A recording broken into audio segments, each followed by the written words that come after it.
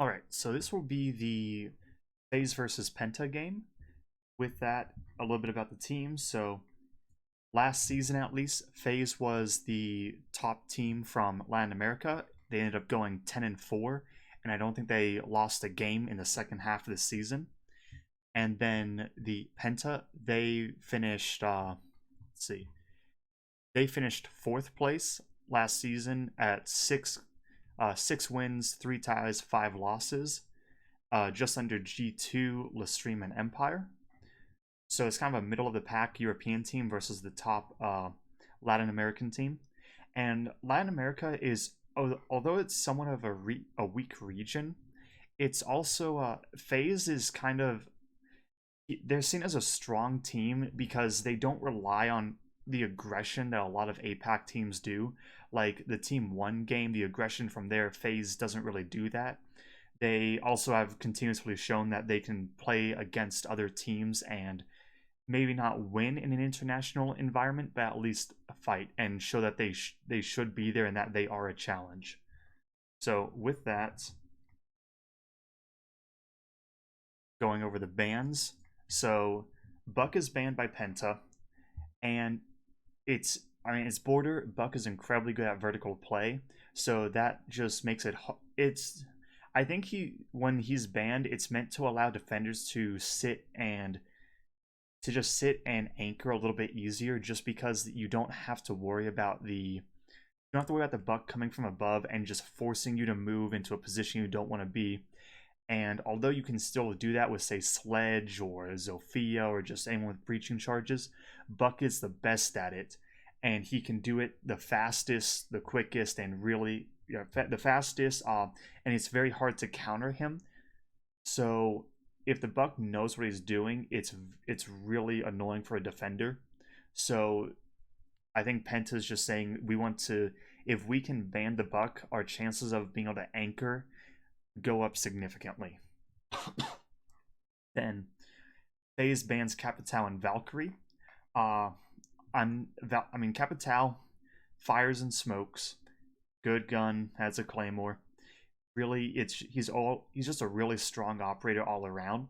So a good Capital can, in my opinion, win games, win matches, so long as they can use their utility correctly.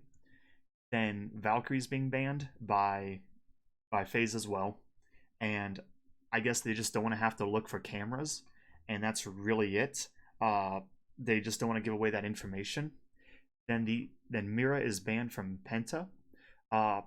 If you don't run Mira in your strats, you normally want to ban Mira just because if you don't want something strong being able to be used against you just because you don't run it in your strategies.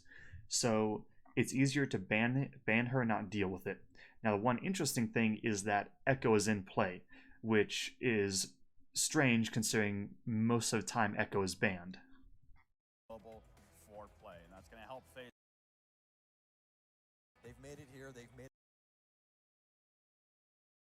You prioritize the Echo more than the Maestro. So with that, Faze will be starting on the defense, Penta will be starting on the attack.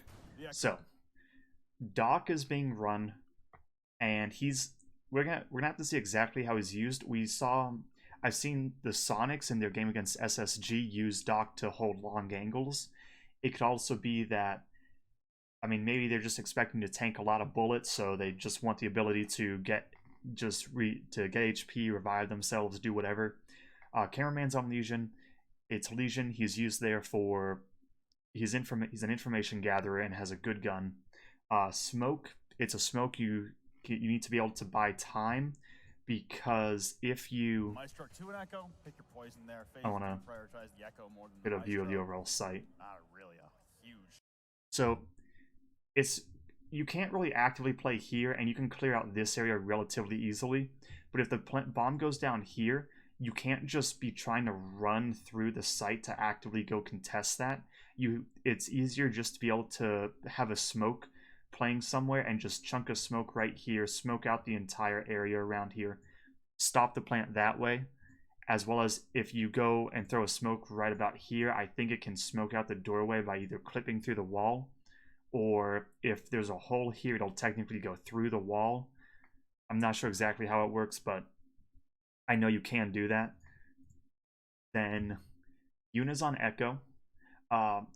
It's unique that Echo's in play. We're just going to see how he's used. In the Sonics versus SSG game, Echo was in play, but was, in all honesty, kind of useless. He didn't really do much. So it's really, we're just going to have to see how he's used. He's either going to be the most useful operator on defense or the most useless, whereas Jones just get destroyed every single time. Then Astro's on Jaeger, and I mean, it's border. You need to be able to stop grenades, so Astro is running Jaeger. Now, no grenades are coming out. However, there's still utility that can be countered, so it makes sense to go him, as well as Astro is kind of the fragger of Faze, so it's not surprising to see him on the kind of the more fragging operator. Then for Penta, running Thatcher, the Thatcher Thermite combo. I mean, if Bandit or Mute's being run, it's easier just to be able to throw a Thatcher than have to deal with going below, trying to open everything up. If the Bandit is trying to Bandit trick the wall here, then as a defender, you can just say, I mean, as an attacker, you can just throw a Thatcher here, just throw any ADS on here, have a grenade bounce off of the wall here, land there, kill the Bandit, open up the wall, man advantage, wall's still open. So Thatcher just makes that job easier. Then Revan is on Ashe. So, I mean, Ashe has some vertical play with her utility, but really they're just bringing her for fragging power, I would say. And I kind of disagree with it, but it's also not the worst thing because this map is really stale. It's not a strategy based map, I would say, and it's more just go for gunfights and kind of a clusterfuck, so to speak. It's not like Clubhouse where you have to really have the team coordination, and here it's a lot simpler. Where, I mean, half of the attacking strategies I like, I mean, the majority of them, in all honesty, just take security and then push site wherever it is, and that works a lot of the time. So it's not really, this isn't really a very strat heavy map, I would say, especially with Mira being banned most of the time. So yeah, it's really, there's some unique pocket strats that come out, but it's in all honesty, it's not, this isn't a map where you have to make sure you have double hard breacher to make sure you can push everywhere. You don't have to be able to make sure that you can take control of every single site, cut off everything. I mean, nothing you see is probably going to be new. It's just going to be kind of how it's played, that it may be a little bit differently.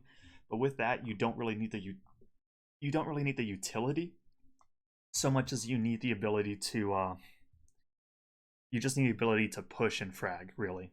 That's my belief in this map. Then Jackal is being brought. Good gun, can help hunt down roamers, and has smokes. Then Gridlock, who is really good at either flank watch or at really denying the bomb, because, I mean, denying the defuse. Because if you throw a smoke right here, then throw a Gridlock or two right here and here, as a defender, having to move through that is a nightmare. So she's really strong in post-plant situations. Shock there, but when it's available, and with that, we'll see exactly what the setup is. The lineup coming out from Penta, Hungry, bringing the Gridlock early. This is a change that they tried to make later in the game, earlier today. For Ion, but it's just annoying. Ion literally just ran right next to Echo to reinforce here instead of just reinforcing here. If you're reinforcing and it's a double wall, just say, okay, let this person reinforce here, then slide over here, and you go to this one. Nav is reinforcing this wall, Ion comes over to reinforce the third panel. It was at least another wrench in the plan, and when you're looking at a team like Faze that really want to run around and have free mobility around the map, this is just another thing they can utilize to try and slow things down. The Nomad is still in play, though. This wall tells me that they're going to be playing inside of security. So interesting that they opt for the Gridlock with now 4 smokes between Hungry and Boss, in comparison to no smokes being brought on the Nomad. Holes here allow for a nitro cell to be thrown up to stop the plant if it's going down here, since this is not soft, it's indestructible. actually, funny enough, since I did have the good I don't know if the armory wall got behind them, reinforced. a lot of them played their off-stream game. They were bringing it quite a bit on coastline as well, just trying to lock down staircases. But Mav just runs out looking for nonetheless, drones. it He's didn't not seem going like for a it had spawn that kill. much of an impact. They're still going to lean on it a little bit. Gridlock's still a fantastic operator in her own, which is kind of funny because she was definitely the operator of the two that I thought was going to get the least amount. It had that much of an impact. They're still going to lean on it a little bit. Gridlock's still a fantastic operator. There's going to be a security push from the attackers. However, one thing that I really don't like is we just saw the dock run out of this doorway. Nobody who spawned over there is paying attention to it. If that dock decided to do a run out here, he gets free kills. You have to know whether or not the doorway of the east stairs is clear or not. Nomad's still a thing. She's still the best at shutting down roam game compared to Jackal as well. So with those two on the field, quite a dangerous lineup. But nonetheless, as we see, they are going to have one of those two. They're going to have Jackal, and there's going to be a soft wall allocated. Actually, the entire Armory Lockers wall will be soft here for Faze. I don't like how it's Yuna playing here. Yeah, I don't like two things. The first is it's Yuna playing here. And I mean, you're the Echo. Yes, you can be getting information with your drones. However, you can do that and help your teammate out, because you're an Echo. You don't want to be the first one to be engaging. You want to be the one surviving as long as possible, so that at the 5-second mark you can use your drone and win the round. So taking an engagement 30 seconds in is not a smart thing to do. Then the other thing is he still has a deployable shield. Why bring it if you're not going to put it down? At that point, just bring barbed wire or use it. I'm not sure if Yuna just forgot about it, but I don't know. It's not something that really should have happened. Blas shuts down Astro on the runouts. So that was not a smart runout. And Astro's a really good player. When he goes off, he can carry Faze Clan. But one thing to notice is, with this, you can see, that there's at least two people here, possibly even a third rappelling, because you can hear the rappel sound. So, in what world do you want to take a 3-on-1 gunfight when they're all aiming at you? I mean, this was just a dumb run out. It really is. Run out of CCTV. One of the members holding in CC as Yuna's trying to. I talked about how Astro wasn't as aggressive, how Faze wasn't as aggressive as the rest of Latin America, but apparently I'm wrong. Push up, but here come all the smokes, drones, gridlocks, tracks. Oh, I like this. I really like this. So, I'm not even sure if they've actually cleared out security. If they haven't, then that's a mistake. They need to clear out security so they don't have to worry about the flank. But other than that, this is actually a really good push, and I really like this because we saw Hungry was on the window over here, the sandwich window, through a smoke as well as one of his little trap things, stingers I think is what they're called, I'm not sure, but threw it here, which cuts off this angle for the defenders to rotate through, which puts Yuna on an island by himself. And I don't think, no one's playing the closet as far as I'm aware. So now the push comes in from the attackers because they only have to worry about Yuna. Barding into sight, Yuna with a one tap on a blast with a trade from Sir Boss down to about 25 HP. And then Smoke reacts to that. Ion reacts to that how he should. He throws the smoke down.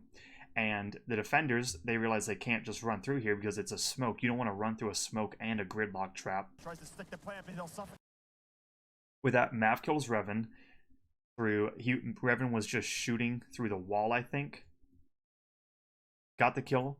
And then the Sir Boss was just so lit that the smoke killed him. So it was a good, in all honesty, it was a good push.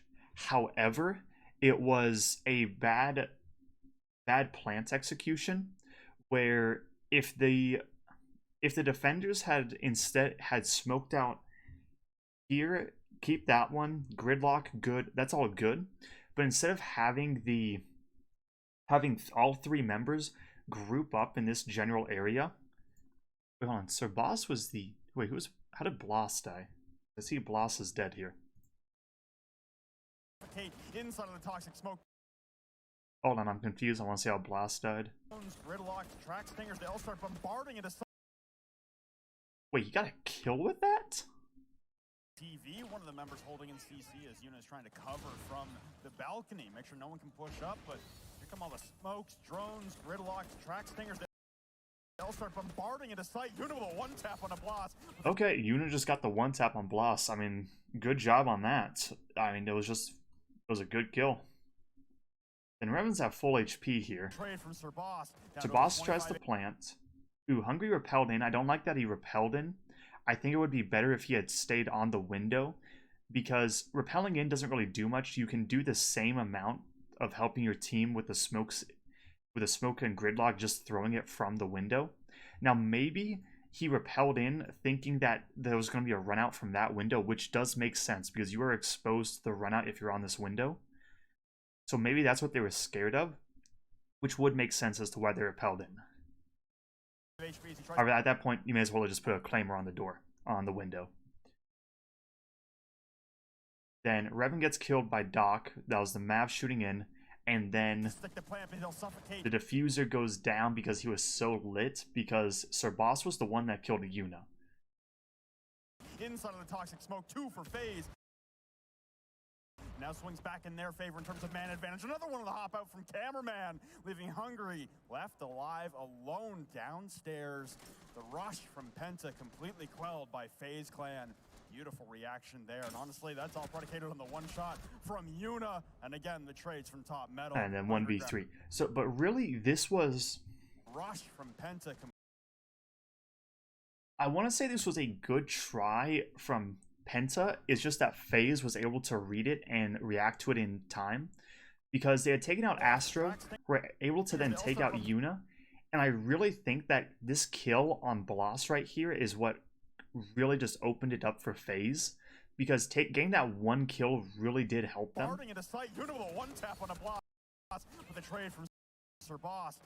And then Sir Boss getting hurt here got him killed. So this was just, it was a good execution from Penta, especially with just being able to take out this Echo. If you watch the SSG versus the Sonics game, the Sonics really struggled to kill anyone inside a bunker because they didn't really have pushing power. But Penta, they just said, okay, we smoke, grid block, walk in, we're good.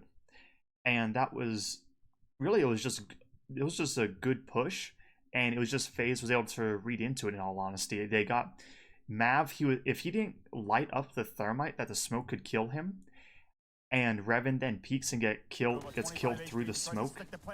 Yeah, Revan was trying to run and just got killed by Mav. Suffocate inside of the toxic smoke, 2 for Faze. Now swings back in their favor in terms of man advantage. Another one of the hop by Cameraman, leaving Hungry left alive. Really, that was just, it was a good push from Penta.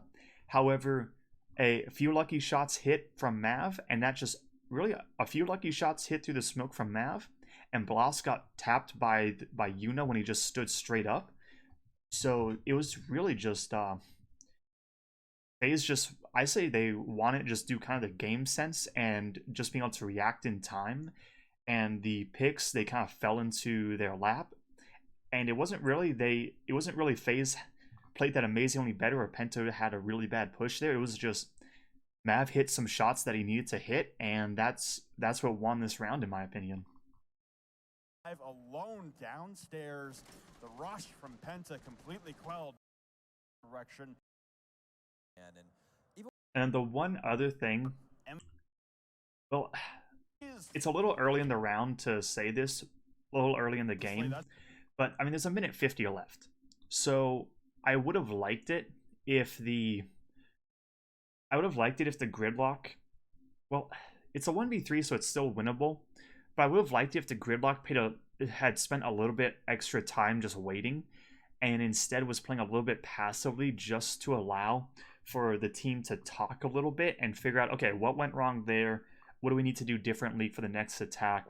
What needs to happen? And just talk a little bit about it. There's an extra minute as an attacker. If you're just if if you don't think you can win and you can spend an extra minute 50 talking about what went wrong and what you need to do to win, that can help a lot. Because a defender, you can't really let your guard down because you have to always be worried about someone just walking in and gutting you, especially if you have no information on the opponent. So the defenders are going to, they're not going to be talking about the next round. They're going to be worried about what's going on this round, while you can talk about the next one and possibly and just help your team that way. From Yuna, and again, the trade faster. Faze was to have From Yuna and Faze will. Alright, so Ventilation Workshop coming out.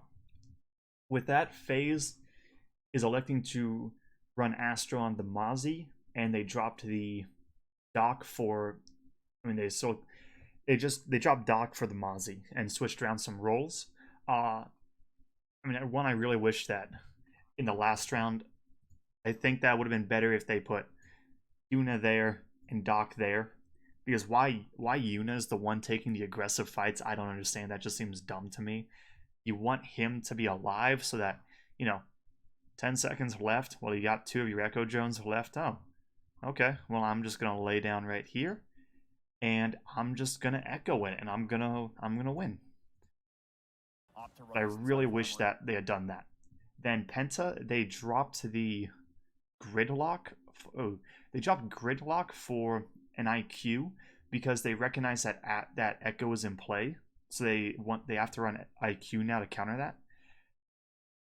However, and then they dropped the Gridlock for Zofia. I kind of wish they kept the Gridlock because I feel like it could help a good amount, especially once they have site control, because you're gonna lose site control, and it's. I mean, you can't hold into the bunker area forever. You have to give it up at some point, and at that point, if you shoot right about here, you can get a kill hole onto the rotate hole that's roughly right there from in between the A and B bomb site, and you can just throw your Gridlocks down to stop any rotations through there, and you can smoke and plant B. That they're defending top side, or at least on the north side of the building.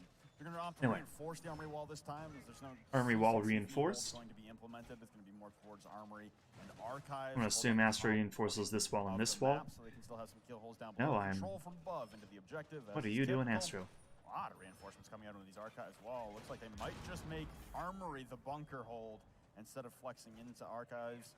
I'm going to reinforce one wall so they don't have the long angle from radio desk window as well. This is a lot of reinforcements and a lot of utility being spent upstairs, though. Habana is in play, but you really can't hold this site from below. You have to hold above. In my opinion, you should put 4 people above, 1 below. Just because there's so... You can't hold above. You can't hold below. There's just too much destructible above. And the moment you lose bunker, the enemy can go for a push so long as you... really, unless you have the entirety of B turned into a kill box with all the walls open, the moment that you lose bunker control, you can go for a push into B, so long as you hold the proper angles. Thermite. Nonetheless, the only thing that means is he's going to have to get closer to that panel to possibly destroy it, if they so choose. But despite really, all of the sites on here on defense are not that good. I think it was Pengu was talking about border and how it had grown stale, and how none of the bomb sites could really be seen as good, only a few as okay. Chaos with their top east hold, and such obstacles to overcome right now on east stairs for them. Breach charge coming out on the trip wall is again 3 push through the breach. This is fast from Penta. I'm liking this so far from them, really starting to amp up the pace on their attacking rounds, although one of the drones that was leading the charge trip wall is again had to contest against Chaos with their top east hold. Okay, so Ash is droning. Thinking about that for a little while. Such obstacles to overcome right now on east stairs for them. Breach charge coming out on the trip wall. Okay, I actually really like this because, well, I kind of like, kind of don't. The one thing I wish is that there is somebody playing on the east stairs right now, because I see someone on the railing and 3 people on the coming into office and Sir Boss is outside. However, a flank could theoretically come from below, from the east stairs from below, or somebody can. I mean, you see, Mav is the Legion over inside of security. Well, if he just wanders over like this and nobody's paying attention to him, he can get a kill that way. However, if somebody's playing on inside of east, there is no cover down this entire hallway, so it's very hard to win a fight there.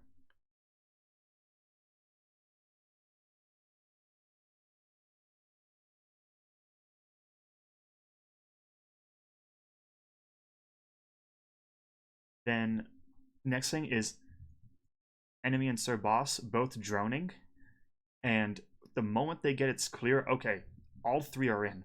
Now I kind of wish that they weren't this bunched up. However, I like that the moment they know it's clear, they just go in. They know it's clear. They know they have nothing to fear. They're not wasting any time. I mean, this was an office clear done in 40 seconds. Now, yes, there's no reinforcements there. However, that's still pretty quick. Again, 3 push through the breach. Penta, I'm liking this. I kind of wish that enemy was on east stairs just because droning out here. I mean, you're in a bad position in my opinion. You have no cover if someone comes up east. So far from them, really starting to amp up the pace on their attacking rounds. Although one of the drones that was leading the charge would get caught by a trap from Astro on the Mozzie. Astro, he's over by hatch right now. He's just barricading up his top metal window. Make sure no one can hit a fast vault in on him inside of mini office. He also has a unit covering for him by the half wall right now. So the ACOGs, long range of sights to contest against those attacks. So 3 went above, 2 are below. Penta, they actually have a decent amount of map control and don't need to push all the way into Armory. Okay, so I think what Penta's going for is they're trying to clear out this room right here. I think Archives. Is it Armory Archives? I think it is.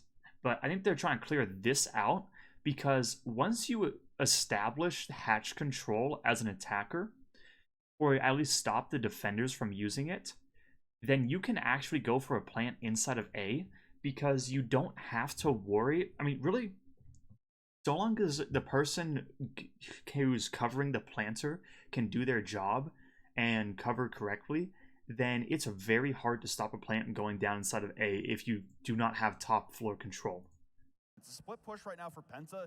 They actually have a decent amount of map control and don't need to push all the way into Armory to facilitate this bathroom push. Yeah, quick wind up, but no real delivery just yet. They do have the map control, as Flynn was saying. That's really all they need right now. So plenty of time and plenty of utility for sure in the hands of Penta to be able to handle any situation that really comes their way. Now, no real roam clear has happened. You see that cameraman is still over in security. However, you don't need to roam clear here. Because if all you're trying to do is stop the defenders from running into this room, then all you have to do really is just clear out the room and then just sit inside of office with some kill holes looking in. Because you're just trying to stop people from playing the hatch, and that's it. So at that point, you don't have to do a roam clear because this wall leads outside. And to hold that, you just have to put one person inside of east, and that person can cover here to stop people from walking through the doorway. And then you put somebody holding an angle. You just need one person onto this doorway. And at that point, it doesn't matter if all 5 enemies are over here. They could even be outside over there. It doesn't matter. They could be bunched up here. They could be on the stairs. It doesn't matter because they cannot actively stop you from planting. Now, if you start losing gunfights and the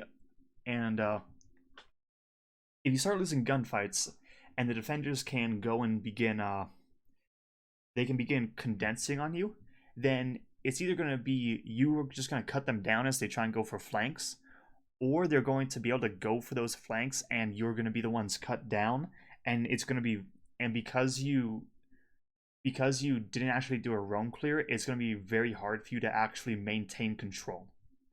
So it's kind of a double-edged sword that relies on you being able to win gunfights when you are pushed. play. Only issue right now is that Astro has pulled away a few drones, as you can see him driving those drones around. One coming up metal stairs right now to figure out where the rest of the remaining members of Penta are. They know for sure that someone down the stairs, specifically Sir Boss, is a thermite, as he does breach open that wall in the bathroom hallway. Boss just holding an angle. Waiting for the push through. Cameraman's just waiting for a call. Revan then kills Ion. That was the phase. That was not the phase. That was the smoke. Things off on the Ash on top. I think that was just a long angle from here through here, there. So good on Revan for getting that kill. And now 3 members of Penta are downstairs. Really, Revan is here kind of as a flank watch for this area. IQ's job is to provide cover and search for the Echo drones, and Sir Boss is droning and ready to go for the plant when it's time. And the other 2 are upstairs on the flank watch. That was your lone man on site. That's your smoke gun without being able to use any of the toxic babes, and Hungry tacks on onto Hungry cuts down Cameraman. Better pacing again here from Penta, and this will cause a retreat from Mav into ventilation. Armory control is still in Penta's favor, however, I mean in Faze's favor, however, it doesn't mean anything. Astro playing just this is, I want to say this is a really good push from Penta, because they saw that Armory was stacked, but Office wasn't, so they said, okay, you're stacked over here, so we're just not going to go over there. Sets out of the fountain walls will be a distraction and a nuisance momentarily for the attacker still topside on Penta. And now Mav, a nice punch hole here on the ventilation wall, right beside the rotate. Pre-fires could come out and catch him off guard, but Sir Boston made it into the objective and was going for the plant. Mav, though, will shut down. Mav kills enemy. Enemy was trying to help the planter. Going down from Sir Boss. Oh, in the dying seconds, stop from above. Ooh. Astro, the saving. Okay, so this was a Okay, so this was a... Basically, there was one big mistake that came out here, and that was Sir Boss planting a default when an angle existed to kill him. And that was it. I didn't even know this angle existed, in all honesty. I always thought that you just had to contest from the hatch. However, with this, I mean, Sir Boss should recognize that there's an angle on him, figure out where that angle goes to, and then knowing that, goes right here for the plant. That way he's still in cover, can still get coverage from enemy and Revan over there, and then the people on the top floor can still control the hatch, and the angle roughly here, it doesn't matter because he's not planting here, he's planting here. This is kind of just, it's a mistake on the droning. Enemy gets killed trying to cover, and it's a punch hole. You're not going to be expecting it. It happens. Astro's running barbed wire, even though he has access to a nitro cell, and he's only used 1 barbed wire. At that point, just switch to the nitro cell, I would say. I think that would do more. Going down from Sir Boss. Oh, in the dying seconds, stop from above. Good job from Astro for recognizing the plant. Yuna on for another one. A 3v5. Yuna kills Blas. Blas was the Jackal. Turns into a 3. Where was Jackal? Shut down enemy. The plant still going down from Sir Boss. Oh, in the dying seconds, stop from above. Astro, the saving grace there, and Unitax on for another one. I think he was going for the plant. Mav, though, will shut down enemy. The plant still going down from Sir Boss. Oh, in the dying seconds, stop from above. Astro, the saving. I think Jackal peeked in, and that got the kill from Yuna, who's playing more the bunker area. A 3v5 turns into a 3. Then Hungry pushes, gets a kill on Astro. Down to a 2v2 now, and Hungry on 1 HP. Revon recovers the diffuser inside of sight. Ping's coming out onto the lone man on as Mav, over by the ventilation rotate, has to push deeper into vents. Flashbangs come soaring out now from Revon, but Hungry gets down from a Legion mine. Revon trying to facilitate the revive, but only 15 seconds remaining in the round. Covering the door now is units that's been barricaded. They're holding the rotate, and Mav, a beautiful shot onto Revon. 20 HP now on the reset for Hungry, but he will ultimately fall to Yuna in the bearing 9. The Echo. So this is really just... Okay, so this round right here was kind of, in my opinion, it was Sir Boss's fault for losing it because of his plant spot. Now the thing is, I didn't even know about the... I don't know if this is a new angle that was just found out by Faze a week ago or something. However, it really just came down to it. The droning wasn't there, and Sir Boss tried to plant in an area he shouldn't have. And due to that, it kind of just opened up everything for Faze. Right beside the rotate. Pre-fires could come out and catch him off guard. Because really, all that I would say that needed to happen here I mean, think about this.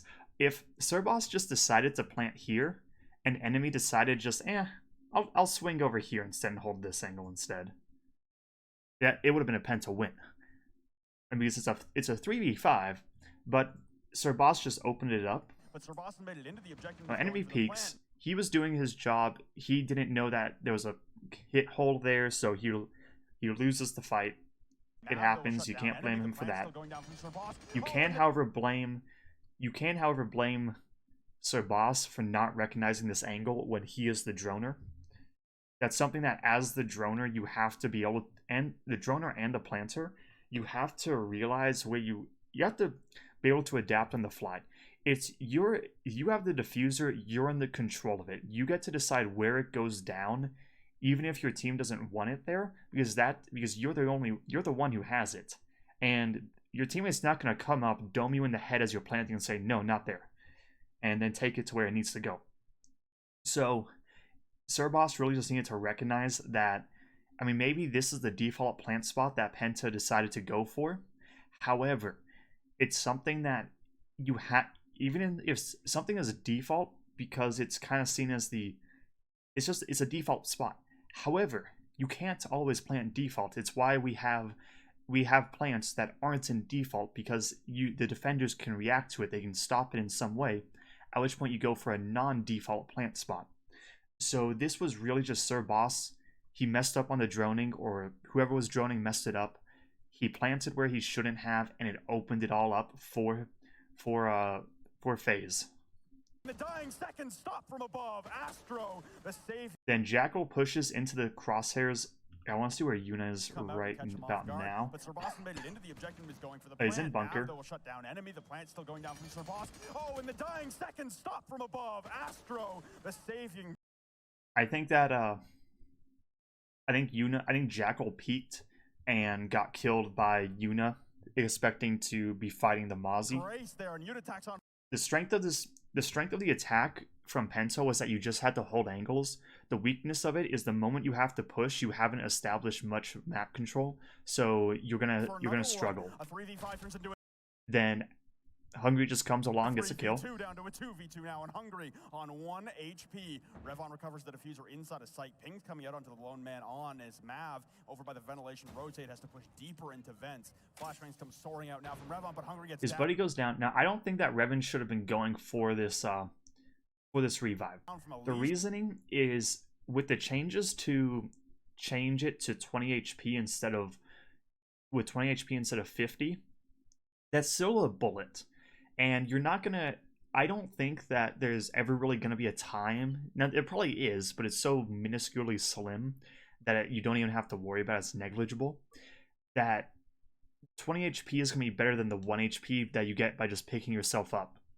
And by doing that, Revon can keep on just looking for angles, possibly getting a pick, instead of having to go and pick up his buddy.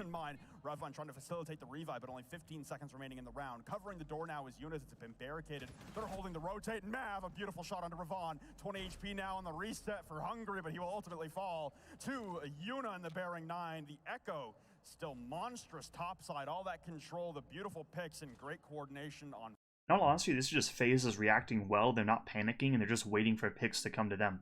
They're not really, I would say that Faze right now isn't really showing that they're the better team, so long as they're just getting the picks they need to. For the first round, Yuna got the pick through on the Jackal just instantly, and then the Doc managed to light up the thermite, kill the Revon kill the Ashe through smoke, and that opened it up for Faze. Here, Astro getting the kill opened up for Faze, as well as the punch hole from the Legion opened it up. And it's not really heavy strategy, so to speak. It's just really good adaptations from the game sense coming out from Faze in this situation. Faze, actually, surprisingly enough, after those 2-round victories, but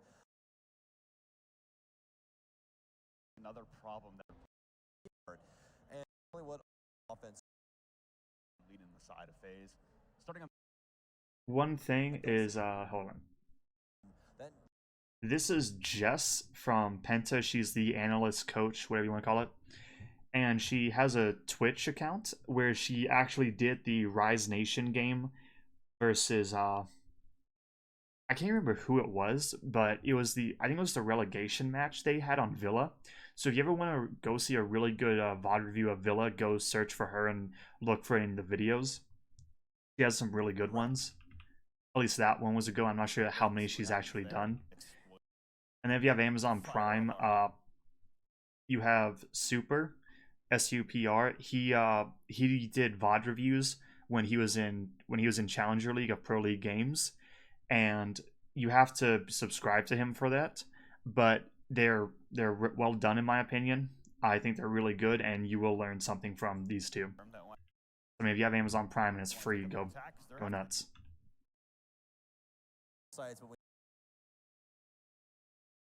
You can. There's some technical difficulties probably. Okay, so now the third site comes out. Neither of the remaining 3 sites are good, and I mean they're pretty bad in all honesty. I hate them both. I think Customs is slightly better than Bathroom, but I mean I hate them both. I think they're both terrible. Because I mean it just comes down to if you can stop the attackers from the defenders from playing insecurity above there, then you can clear out this and this really easily. You can also clear out this relatively easily. The defenders can't really contest you too well through the walls here. So if you smoke and plant, you're good. It's really not I think the A bomb side is really weak. The B bomb side is also kind of weak because, I mean, all you have to do to win here is take security and then go down. So at that point, if you only have to take one room, you take one room and you win basically. That's kind of how I see it. Same thing about Bathroom. You take office, go down, you win.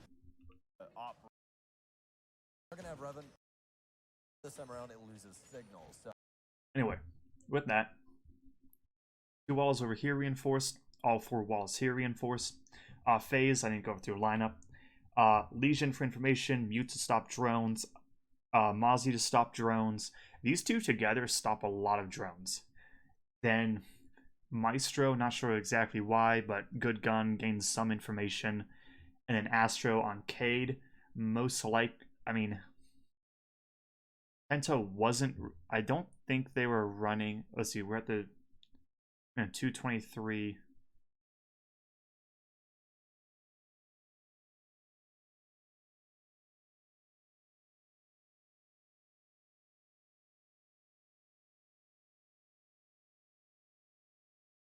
Okay, no. So, actually, no. Penta did run a Thatcher the first round, then none the second round. So, I'm a little confused as to why Faze has elected to run the Cade, because Penta runs Thatcher. You saw it the first round, not the second, but that means they will run Thatcher if they feel like they need to. So the Cade only becomes strong if Thatcher is really banned. And with Thatcher not being banned, these Cades aren't really going to do much in my opinion. And there's probably someone better that Astro could go. Of Penta. They are going to have that 30-second period because FaZe did take a tactical timeout. They didn't have that 30-second period where Jess could possibly help them out with something, but it seems like they want to stay the course, at least operator-wise here, round number 3.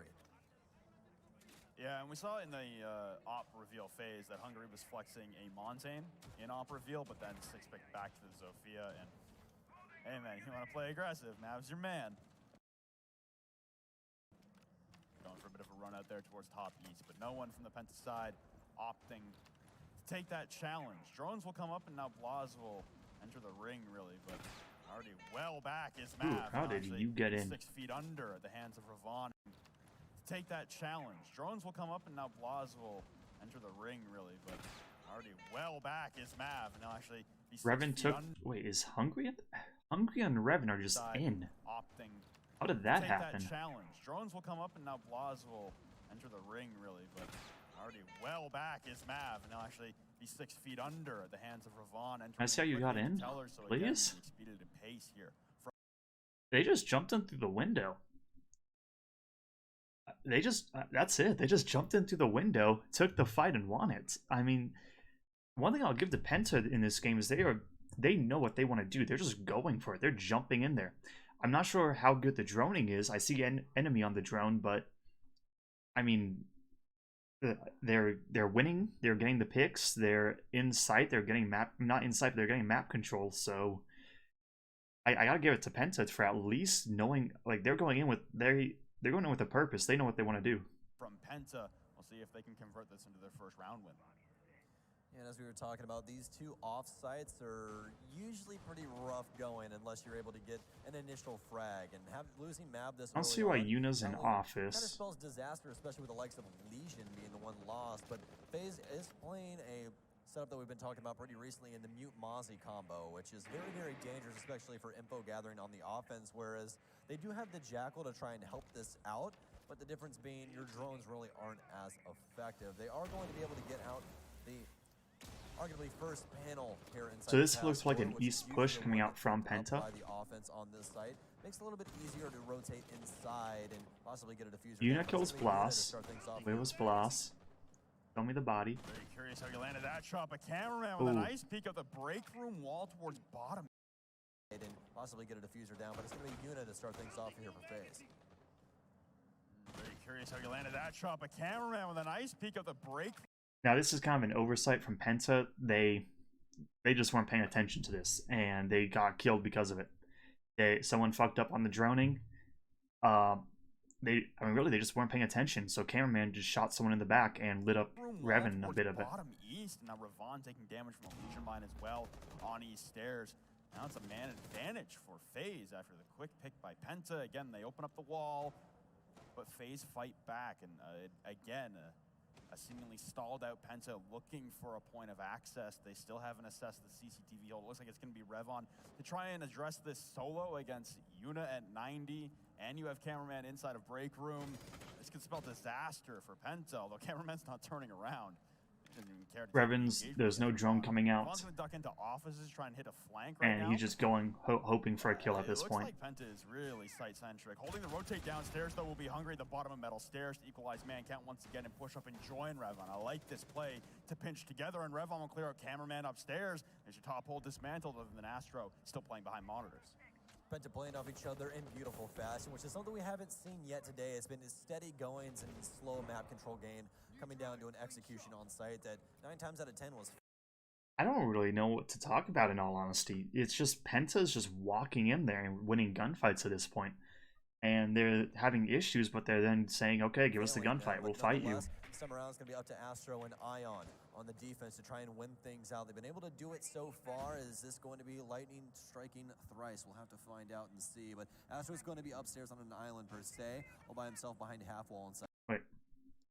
I want to check something. They've been able to do it so far. Is this going to be lightning striking thrice? We'll have to find out and see. But Astro's going to be upstairs on an island per se.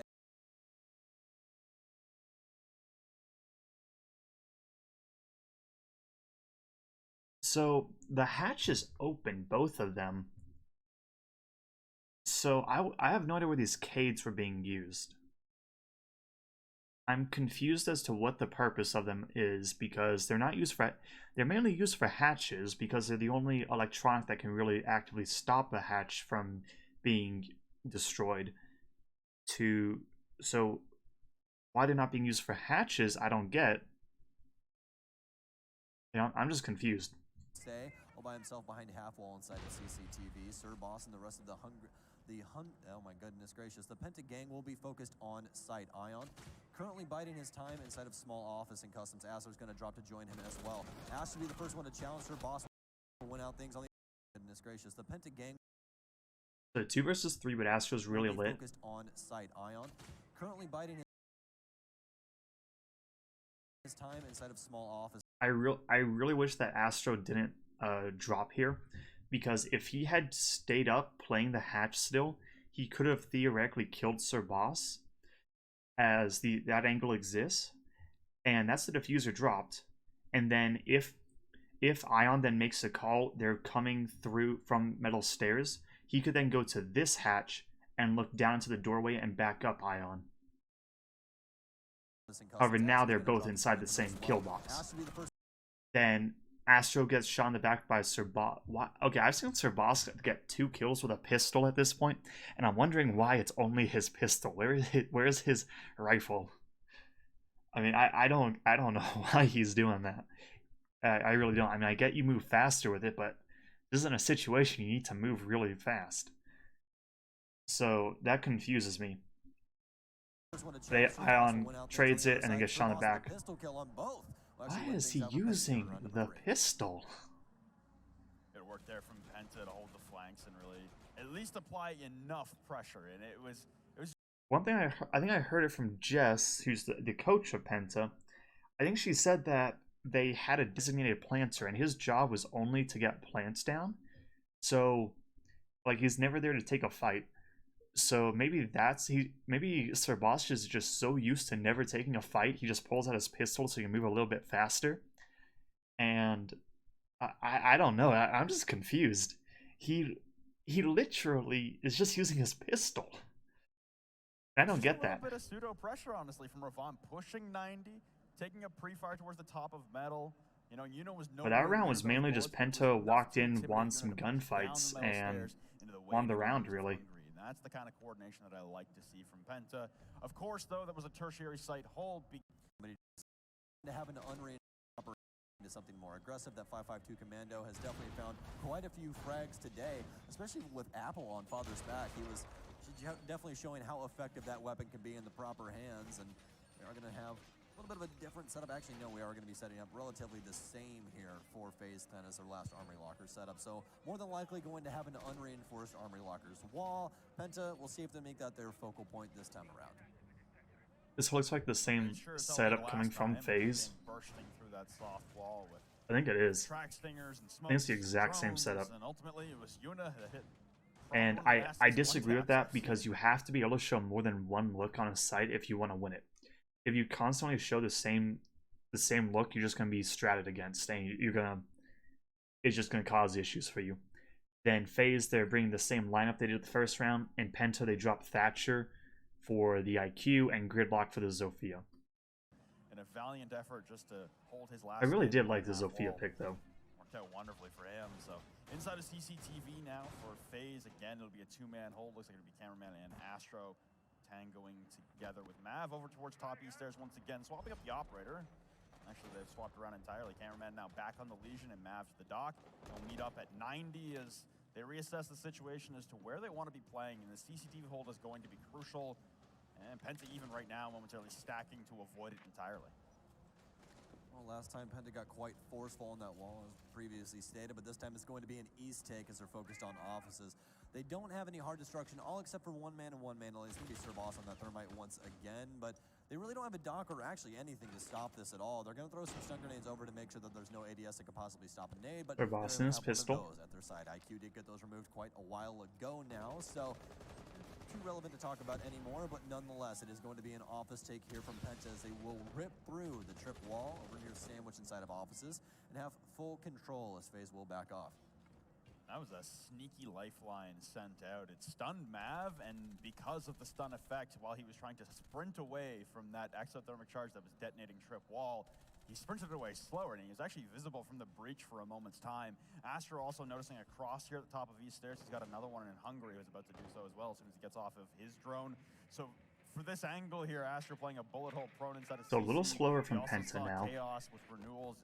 Implementing their own strategy with the deployable and the punch hole. That was interesting. It's, like we said earlier in that game, it's constant experimentation to see who can come up with the most foolproof setup to hold that punch hole at the bottom of the CC wall facing top east. Well, Penta, steady goings here and haven't lost anyone yet. Revan's got quite low health. He's got just a tick over 50, but nonetheless, Serbas looking to get this diffuser down, and any central ward have plenty of drones inside going to be able to recognize out that Archives is completely clear, but they're not Hungry kills Cameraman? Oh, how did that happen? For Hungry, as he will be able to find a frag nonetheless. Plenty of drones here for Penta, and Faze just laying and trying to bide their time. Astro gets droned. I want to figure out where the Legion was, because Hungry's playing East Stairs, so I'm not sure exactly how he got killed.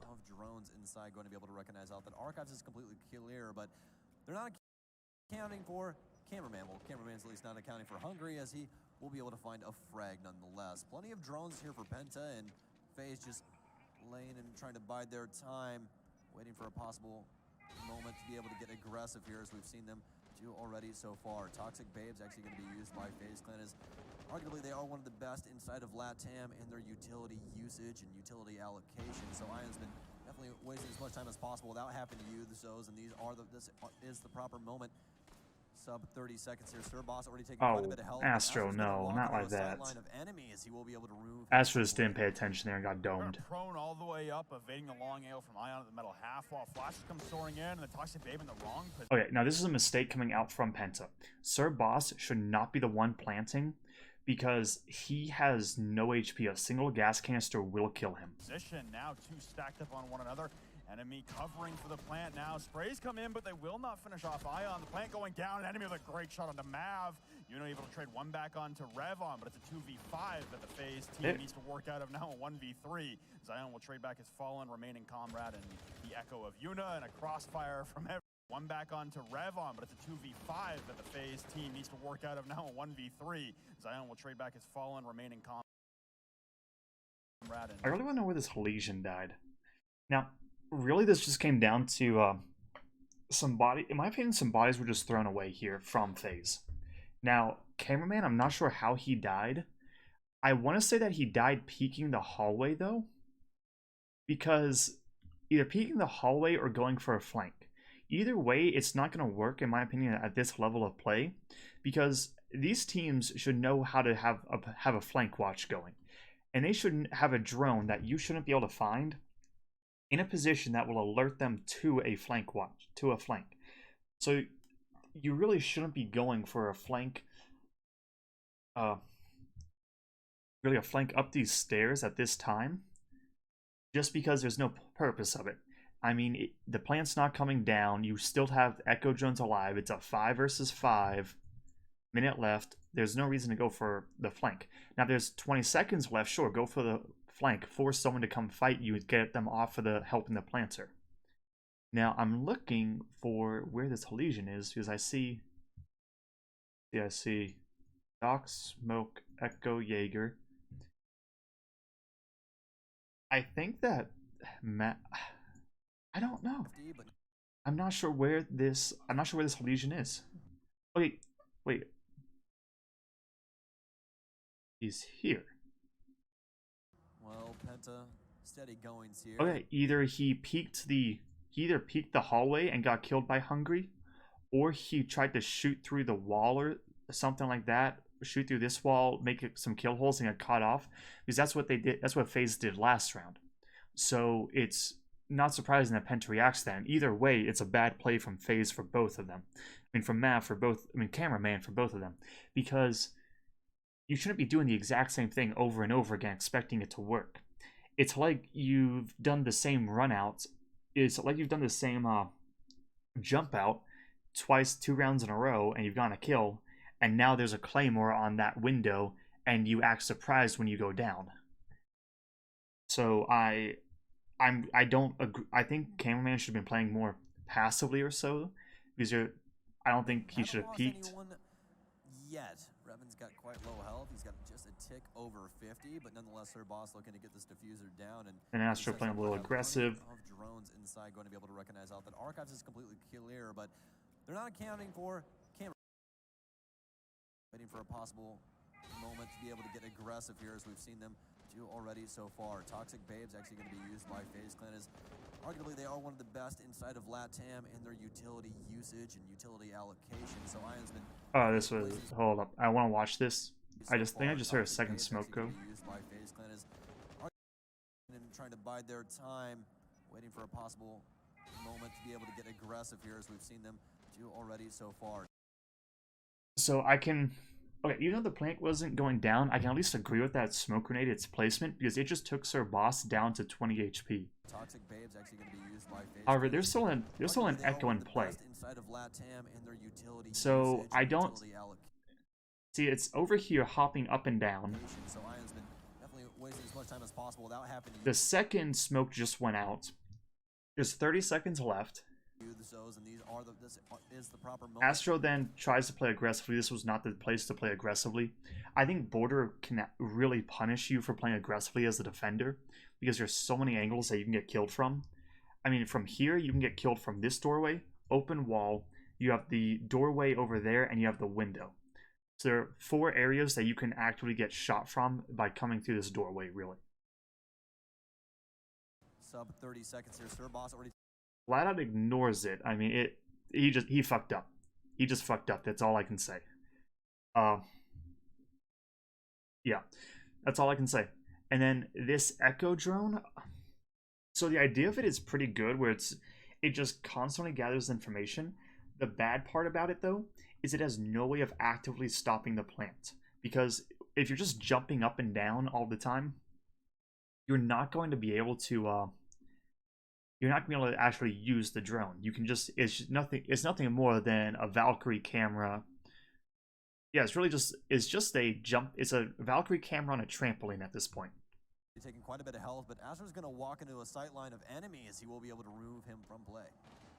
Kind of prone all the way up, evading the long AO from Ion at the middle half, while flashes come soaring in, and the Toxic Babe in the wrong position. Now 2 stacked up on. Now the Penta was going for the plant in the same location. Penta was originally going for the plant behind the desk, and then when they realized they couldn't do that, they switched it. However, this is bad communication coming out from Faze, because if Yuna's job as the drone is to just have it bounce the entire time, he should be able to tell Ion, hold up, I'll tell you what to do. And then Ion's just listening. He's waiting for the call out, and Yuna says, wait, they're planting, but it's not by desk. Not over there. Not there. Not by the doorway. Oh, it's over there. Yo, just throw it in the plant spot 3 or whatever the call out is for it. They're gonna have call outs for the different plant spots. And that probably, in my opinion, could have saved this round, because that could have killed the thermite, then allowed for that would then require enemy to get the bomb if they wanted it to go down, but it's still in smoke, so he's going to take a shit ton of damage for that. And then they're going to be running it, and he's going to have no cover when he plants, because he's going to have to plant around there, because he can't plant here since it's gassed. So I really think this came down to, yes, these two played a bit too aggressively. However, in my opinion, I think it's the fact that Ion and Yuna didn't have the communication there to utilize their utility to the best of its ability. I mean, this was 11 seconds, the planter's at 20 HP, and there's a smoke canister left. That's winnable. Enemy covering for the plant now. Sprays come in, but they will not finish off Ion. The plant going down. Enemy with a great shot onto Mav. Yuno able to trade one back onto Revon, but it's a 2v5 that the Faze team needs to work out of now, a 1v3. Zion will trade back his fallen remaining comrade and the echo of Yuna, and a crossfire from every. Nobody on Faze is paying attention to this balcony.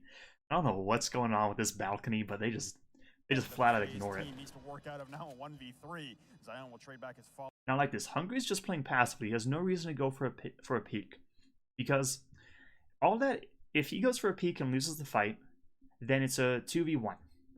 However, Sir Boss is really fucking lit. So really, Ion just needs to hit one lucky shot. I mean, Sir Boss is really lit, so Ion just needs to hit one lucky shot on Bloss, kills him, and then, I mean, 50 HP Smoke versus 10 HP Thermite, who loves the pistol. I mean, that's winnable for either side, so it's really good that Hungry's just not playing aggressive here. He's just playing patiently. He's saying, I don't need to get this kill, I just need to play the objective. Does peek, but then gets right back out. He just gets out and says, okay, I fucked up, I missed some shots, I'm out. And a crossfire from every and Bloss gets the kill. Fountain outside AC and top metal. Bloss is the one credited with the final blow. And that's Ion falling. That's 2 rounds in a row there for Penta, and they equalize. I really just say that came down purely to Faze. They didn't have the communication there to win, and that's it. So, I I mean, really not much else besides that, I think, because even with Astro and Cameraman dead, it wouldn't have changed that much. Now, with that, I'm gonna go to the restroom.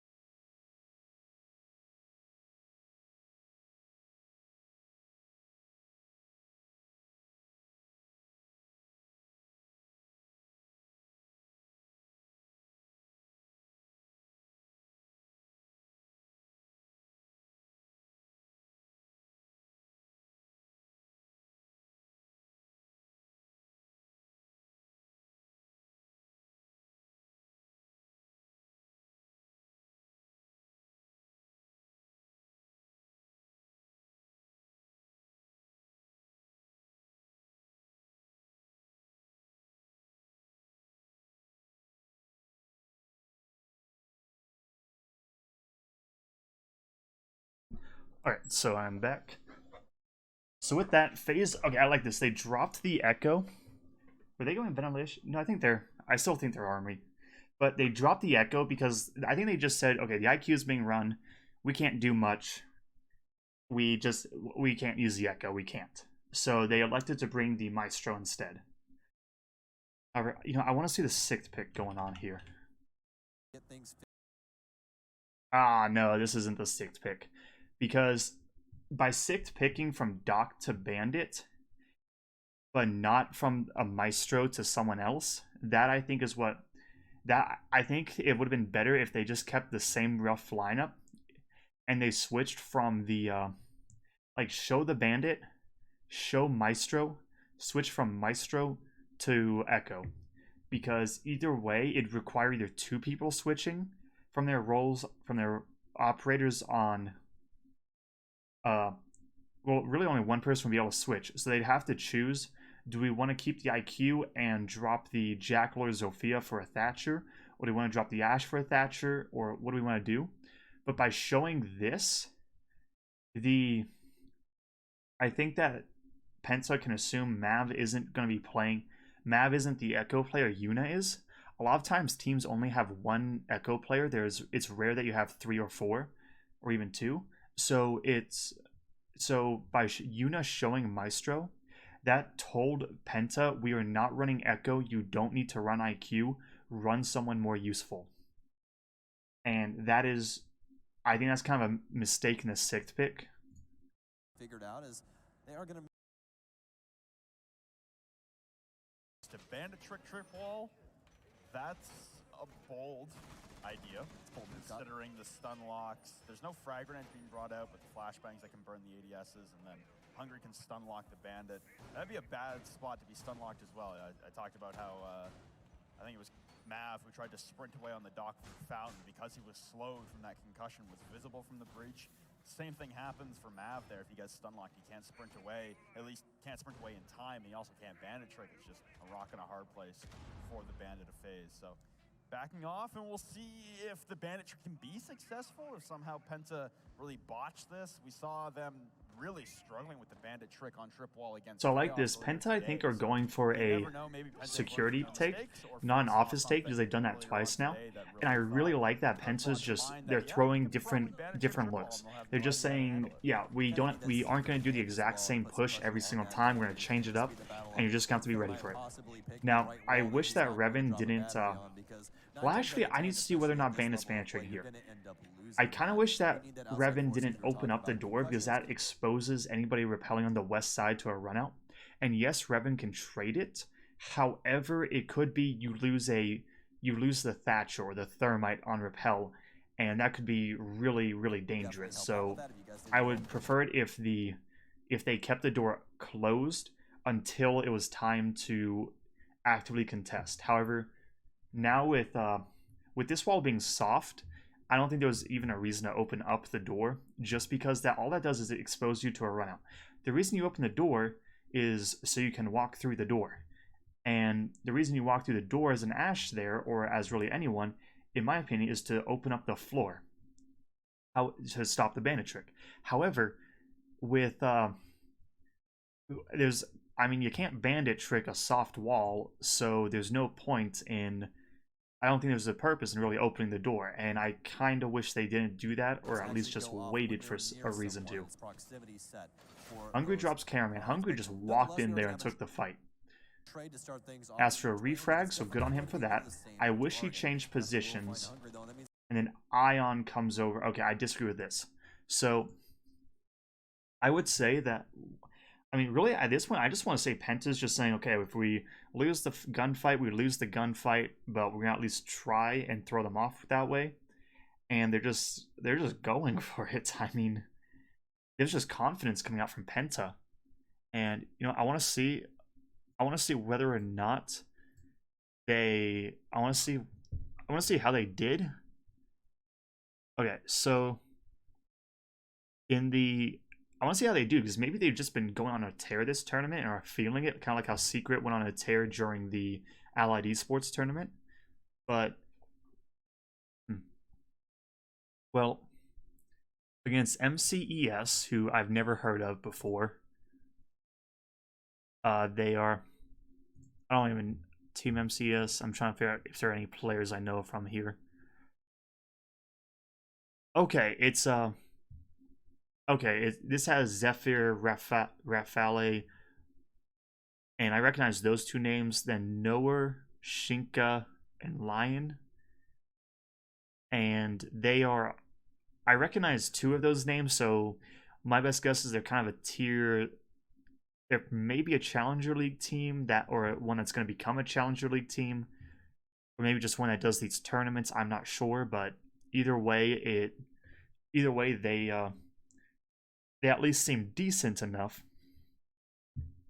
But with that, Penta, I can just pull this over. You can see what I'm looking at. That probably simplify it. But Penta on the... Where do I see those games? Wait, I just saw how they... Oh, wait, here we go. So, Penta against MCES, they won 2-0. It was an 8-6 on Clubhouse, 7-0 on Bank. So, not too dominant on Clubhouse, relatively fair game. Bank, they were really dominant on. However, MCES isn't one of those tier 1 teams. It's not like they just beat G2, Lestream, and Team... It's not like they just beat G2, Evil Geniuses, and Lestream and Empire all in the same day, and now they're coming off of that. And then they lost 2-0 against Chaos, and Chaos is... I put them as a worst EU team, so I'm curious as to where they're getting this confidence from. They're not bad by any means, but I wouldn't call them amazing. I wouldn't call them amazing either. So it's strange to me that they're just walking in here saying, "Give me these fucking fights." And against MCES the second time, 8-6, 7-3. So I don't know. They're just feeling it today, I guess. So yeah, I guess Hungry's just feeling it, and he's saying, "Okay, walk me in. I'm gonna go shoot some people." No more concussions. Is kind of have a split push going now, on. I disagree with Ion coming over here, because you have a you know if they're going to be going for a security or an office push normally within the first minute or so, based on the fact that Penta is willing to invest a body to actually take security. They're probably going for a security push, at which point you don't need bandit to bandit trick anymore. Just put all 3 of your devices down and then come help Astro play security. Then keep Ion on site with the Maestro, because it's a smoke. It just takes him overexposing himself for a second to get killed, and then that just causes issues. So it's better to just keep Ion in a... It's better to just put Ion in a safe place. Have him in a safe space.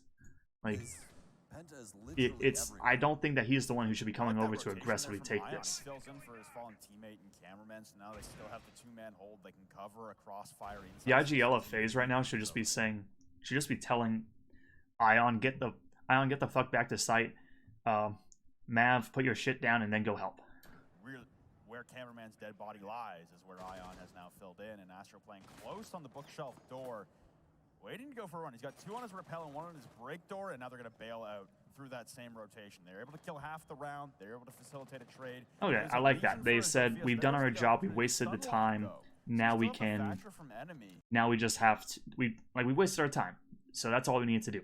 Now, what I don't like from this is the door is still open and Revan is still outside.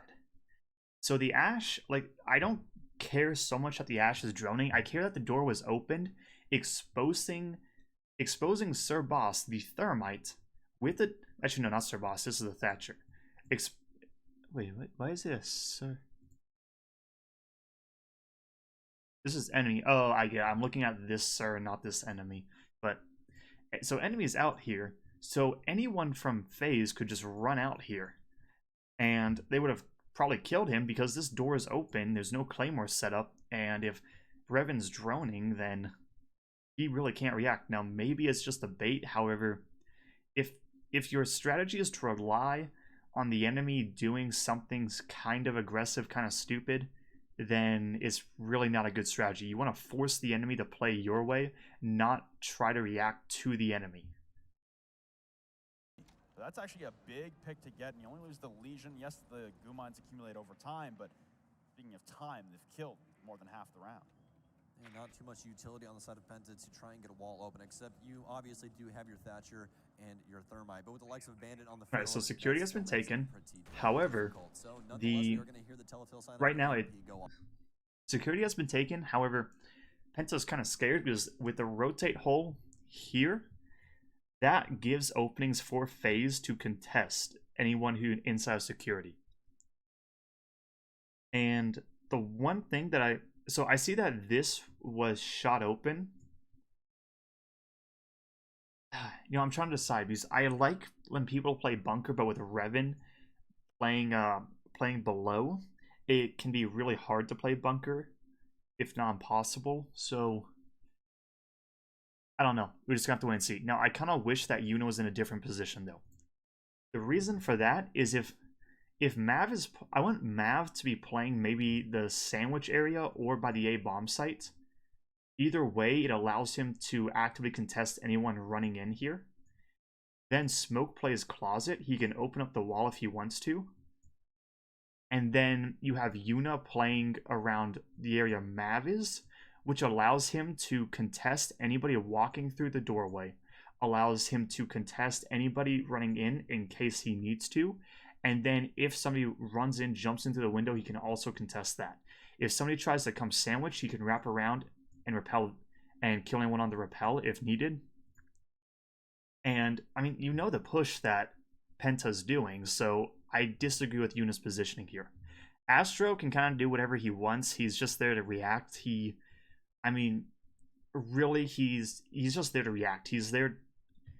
I mean, if 3P members are over here, I'd like him playing around B somewhere to waste time, or maybe around office area to waste time. However, it is what it is. Penta's trying to find a will and a way currently. They have used Revan as more of a less of a linchpin in prior rounds when things have gone this way, and it appears that he might be doing such right now. He is downstairs, located near the front door, could possibly try and rotate up metals, making sure that half wall is clear currently. So that is a telltale, at least for me, that they are going to be trying to apply some pressure to that Armory Locker soft wall. Now he's going to be going unrepelled to cut things off from Sandwich Window, with a pre-placed break inside of that window he's already made. That's precarious. I imagine Mav would have heard that, considering the window was... Oh yeah, I see what Yuna's doing now. He's just having a... Vault out from Yuna. Another flashbang actually slightly disorients him, but 3 members from Penta all come charging through the armory wall, and they're met with resistance immediately from the Toxic Babes. Okay, this is good from the smoke. Revan, how did you get those kills? So I understand Yuna's going for a long angle, that's why he's playing there. I just kind of wish that there was a third person playing inside of A, just because that's where the bomb plane is going to be going down. Telegraph it beautifully, and here comes the vault out from Yuna. Another flashbang. How Yuna gets flashed there, I don't know. Flashbangs are just dumb in this game. Actually slightly disorients him, but 3 members from Penta all come charging through the armory wall, and they're met with resistance. So, I disagree with this plant. because this is exactly okay. This is something that Penta kind of has struggled with, is adapting to the plant. Serboss is at 30 HP. You can't survive a smoke at 30 HP. You need to give this diffuser to either Bloss, Revan, or where is enemy? He's probably over here on the flank watch. But with that, Serboss shouldn't be the one planting. Now, good play from Ion for recognizing the plant was going down here.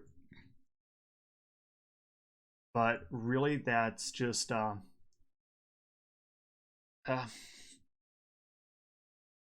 really, it's just I really disagree with Serboss planting, and it's kind of the issues I have with Penta and their thought process with we want one guy in charge of planting always, because twice I think 2 or 3 rounds now.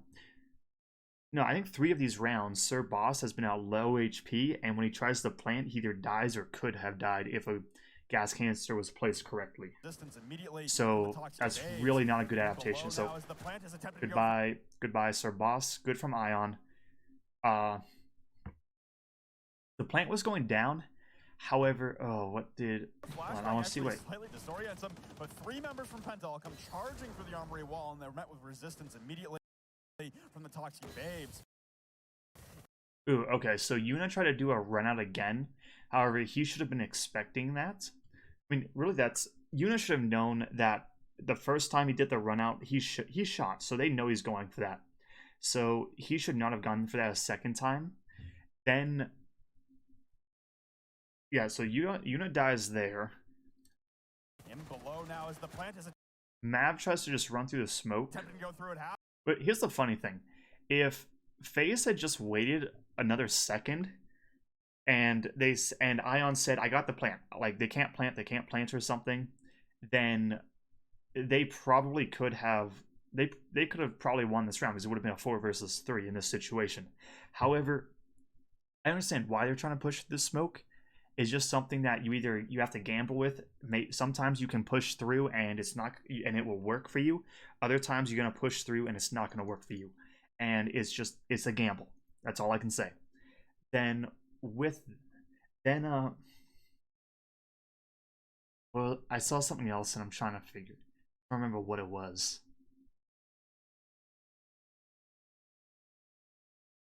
Yeah, really, I just wish Faze played a little bit more passively, because, oh yeah, I was talking to talk about post plant. Just because the plant goes down doesn't mean it's over. And that's kind of like, even if the plant goes down, it's not over. You can still win it. And if it's not the easiest thing to do to have a retake strategy. However, if you have the man advantage, you can put a 2-on-1 gunfight multiple times, then you can win. So it's more about how you react in a post-plant situation, not just that you need to stop bomb from going down. If bomb goes down, we lose. Because most of the time, that if you're not in a position to actually react to it, you have to then expose yourself, and a lot of time you're going to be panicking, you're not going to be playing as a team, and you're going to get cut down, kind of like how this turned from a 4v3 into a 2 versus 3. Well, it was a 4v4 actually into a 2v3, because the Faze didn't wait an extra second or 2. Rack up for Penta, but now Blast chucking on the... I mean, Penta not really the Montaigne team. What? Hold on.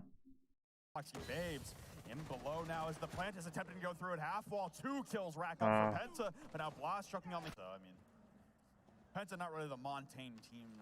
Okay. Well, Penta won the round. Not surprising, considering Astro just got killed.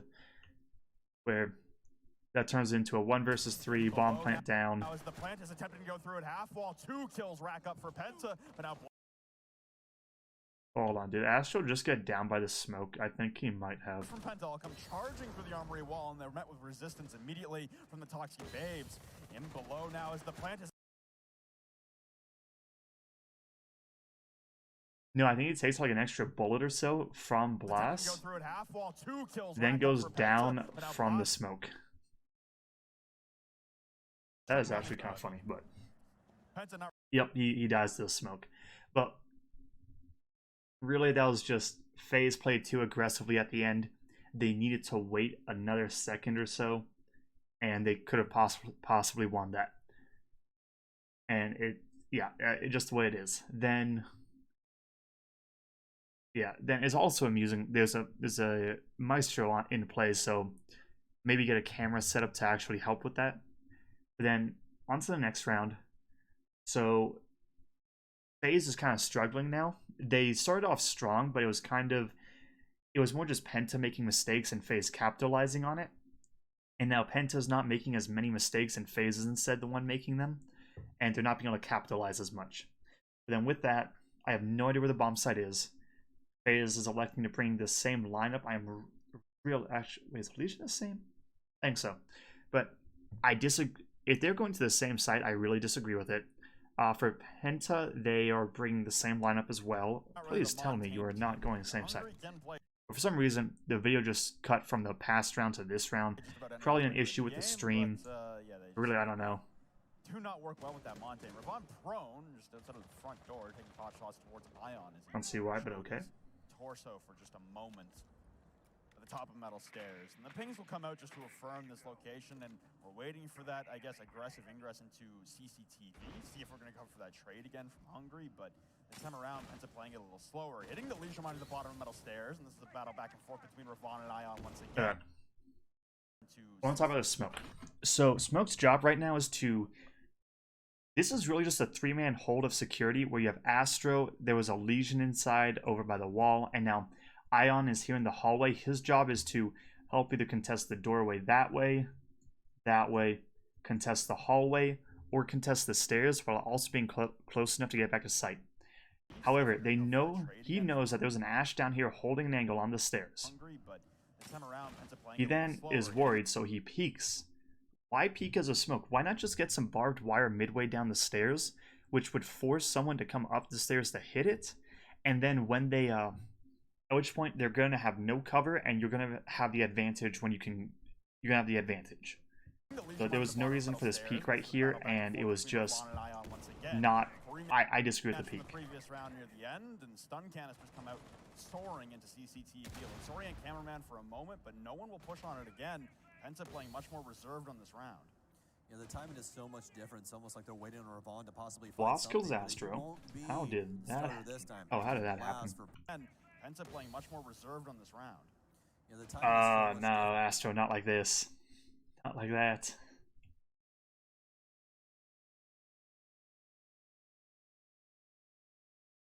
So there's a rotate here, and Astro is sitting right here, where part of him is going to be exposed through the wall all the way down to the east stairs. The timing is so much different. It's almost like they're and he's just ignoring it, and Jackal walks in and just kills him. The starter this time will be Blast for Penta, so we'll be able to find the Jaeger of Astro.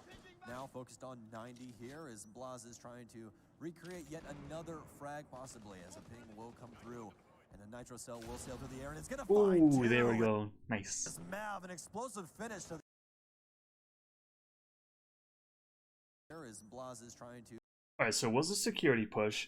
However, Penta wasn't getting any early picks, so they decided to switch around to go from Office instead. Problem is that there are people holding the side of Office, and Sir Boss is not there. Possibly as a ping will come through, and a Nitro Cell will sail through the... And then Stack Up gets killed, so just made a play was made. Oh, what is... Oh, God, what is this? Okay, so this was aggression that I really disagree with. This was a great double kill. So now you're in a 4 versus 3 situation. They have no map control, and there's a minute left. So Blas throws a smoke in the doorway. And so, what is Blas going to do? Did he fall back? Did he push forwards? Is he going through the smoke? Is he holding an angle on this smoke? What's going on? Well, Mav, he doesn't know. He doesn't know about any of that. Instead, he just says, oh, baby, I just got a double. I'm going for a triple. Is Mav, an explosive finish to the and now he's using the smoke for cover, which one is amusing considering it's the attacker's smoke, and 2 is somewhat, it's also really risky because well, Astro just got gunned from the main hallway, so you're exposing yourself in main hallway. Not exactly the smartest thing, in my opinion. And you're taking a fight on a thermite outside. Okay. Okay, you take a fight on someone outside. You don't really gain anything from that. Yes, you gain you do gain getting a kill, and you now are in a 4v2. But if the Jackal was in position and the smoke was a little bit differently placed, or if it was server sided and fucked up on your end and he can see you, or he just shoots through it, you're dead. So now 3 versus 2. Now yes, it's still man advantage for your team, but it's not as big. However, what is Sir Boss gonna do? He's the planter of Penta, and he has no control over security. Security isn't even the bomb site. It's armory lockers, I think. And is armory lockers? No, armory lockers is bank. This is armory archives, I think. Yeah, I can't remember. There's so many armories and archives. That'll be a triple kill. He's trying to find the ace here. Blaz getting aggressive. Both of the smoke grenades down. MP7 by the side of Mav. Not going to make any contact, though. Blaz just motion inside of 90. The hungry, on Zofia. Going to motion up and help out Blaz in any sort of way. The diffuser will be down outside on that south balcony. Somebody is going to have to don that mantle soon enough, but other than that, we are still going to have the likes of multiple Faze members strung across this site, as well as Mav over inside of offices. First coming out towards those Jackal pings, but Mav with 4 on the round. Like you said, going for the ace, up through the hatch, Hungry, able to bring 1 back in his favor. But okay, I just want to talk about this for a second. 30 seconds left. You know the plant's coming from your smoke, and you decide, huh, well, I hear him below. Can he plant below? No. Should you peek? No. Are you gonna peek? Yeah. So really, this was not a good peek from smoke. What does he really gain from there? Okay, he gets the kill. Well, wait an extra 10-15 seconds. Hungry's gonna run up the stairs. Now, imagine this: if the Jackal won the fight against Mav, so Mav's dead. Hungry wins the fight there, so then Mav would have been dead. Ion's dead. It's now a 2v2. That's winnable. That was Ion throwing away his life. He's up through the hatch, Hungry, able to bring 1 back in his favor, but a 1v3. Mav on about 5 HP himself, though, hitting the Legion by top metal. Everyone will descend upon him. Oh, no! I think that was Mav getting down by an errant bullet from his teammate. Oh, unfortunate. So it's a technical 1v2 here, but Yuna and Cameraman, both 100 HP. The push into the small office, vaulting to the window, but Yuna will... Now think about that. 1 versus 2 now. You just had to win 2 one-on-one gunfights and it's over. 2 lucky bullets is all he needed. And that's why you really, in my opinion, you can't just play... If you're in a 4v1, just play passive as all hell. Don't give anything. The most annoying thing as an attacker is if you're by yourself and you're looking for picks and just nothing comes to you. And the enemy just plays passively. It really is just... The more passive you can play as a defender, especially in a man advantage, the harder it is for the attackers, because they have to expose themselves to get to you. So why would you throw that away and peek them and try and put it into a fair fight? Cut him right back. Clan. Very. Anyway, side switch. Inside a fountain and Army defense. Who would have known? So with that, Faze. Damn. So Faze, they're running Sledge. I mean, with Buck banned, Sledge at least gives you some vertical pressure from above. None from below, though. However, his grenades can be really useful, especially if these Jaegers can get burned. Then IQ is being brought out. Cameraman probably doesn't know if there's going to be an echo in play, so he's just bringing IQ. Ion is on a Thatcher just in case there's a mute or a bandit tricking, or they want to bounce some grenades and burn some ADSs to do that. Yuna is on Thermite, and then Astro's on Zofia. So let's just see what happens. And then This was Penta, right after Sky Legion had for launched, information, the day Clash for after information, Clash was being used Maestro by, for information, but more for Penta. gun. I think they were. Blast on Jaeger to stop grenades, That was and when Hungry they were on Smoke on. because it's a Oh smoke. my God, Yeah, that was a long time ago. forever ago. That was before we even had the when we locked Lion in a chamber and didn't let him out. Trying to think of the word here. Quarantine. Quarantine, thank you. That's before we even had quarantine for operators that were newly released. So again, as he just said, Clash and Mav came out and they were able to be used immediately inside of Pro League, where as we've seen, Mav especially of the two have the most play, but Clash especially effective in the proper setups. It's no surprise here that the Clash was allowed through in the Okay, ban. enemy was looking for The introduction drums. of a Valkyrie ban, obviously, against a Latin American team. Yeah, a Valkyrie ban makes a lot of sense. As well as the Mira being taken out. Just a refresher on the bans for anybody who wasn't here for the beginning. Zion in the attacks, they'll have to condense upon Ravon with this Clash. Make sure they're dumping a decent amount of utility in towards Ravon and the shielded operator, most likely playing inside of Fountain. I like these pre-placed drones from Faze, though, up on the rooftops, ready to jump in through the dome. They immediately have CC control, a very stark contrast to the hold that... So no Faze security will hold coming out from Penta is just something that Ravon to be playing in some teams like to do security holds, some teams don't. It's just personal preference, and I think that the way it works, the way it should work is, if you're trying to counter strat, you either do an office hold or a security hold. Because if they push from office, go office. If they push from security, go security. It's kind of a gamble. You can't really always choose both. So right now you just hope for the Armory. best. Breachers coming out of the soft wall. Try and isolate, this half. Half wall is so this is the same soft. thing we saw Half from the wall Riot is against soft, Chaos. and that's The half to allow. reinforcement I think there's probably an angle to allow for somebody to shoot the feet of Thermite, deployable for Hungry to use the impacts or to for a impact trick smoke to Thermite smoke charge. him, as strange as that sounds. A little bit of a nightmare, honestly, to attack, and you have 3 defenders all amassed inside of Armory behind the half wall to try and facilitate this. Yeah, there's one man that could really help with this situation. Oh wait, he's banned. Capitao not allowed on the field, so FaZe Clan going to have to try and find other pastures or other ways to get around this, and they've already started that off. As actually, Yuna's rotated all the way to the south balcony from that east balcony where you guys heard that Thermite charge go off, or Texan Dynamite, as he is rocking that elite skin. It was fun that they change up those names, but nonetheless, it appears that FaZe Clan right now really just don't have an answer, or really don't know exactly where they want to try and allocate things. They don't have an Ash, or obviously a Buck, since he has been removed as well, to try and handle this half-wall setup that Penta's currently rocking either.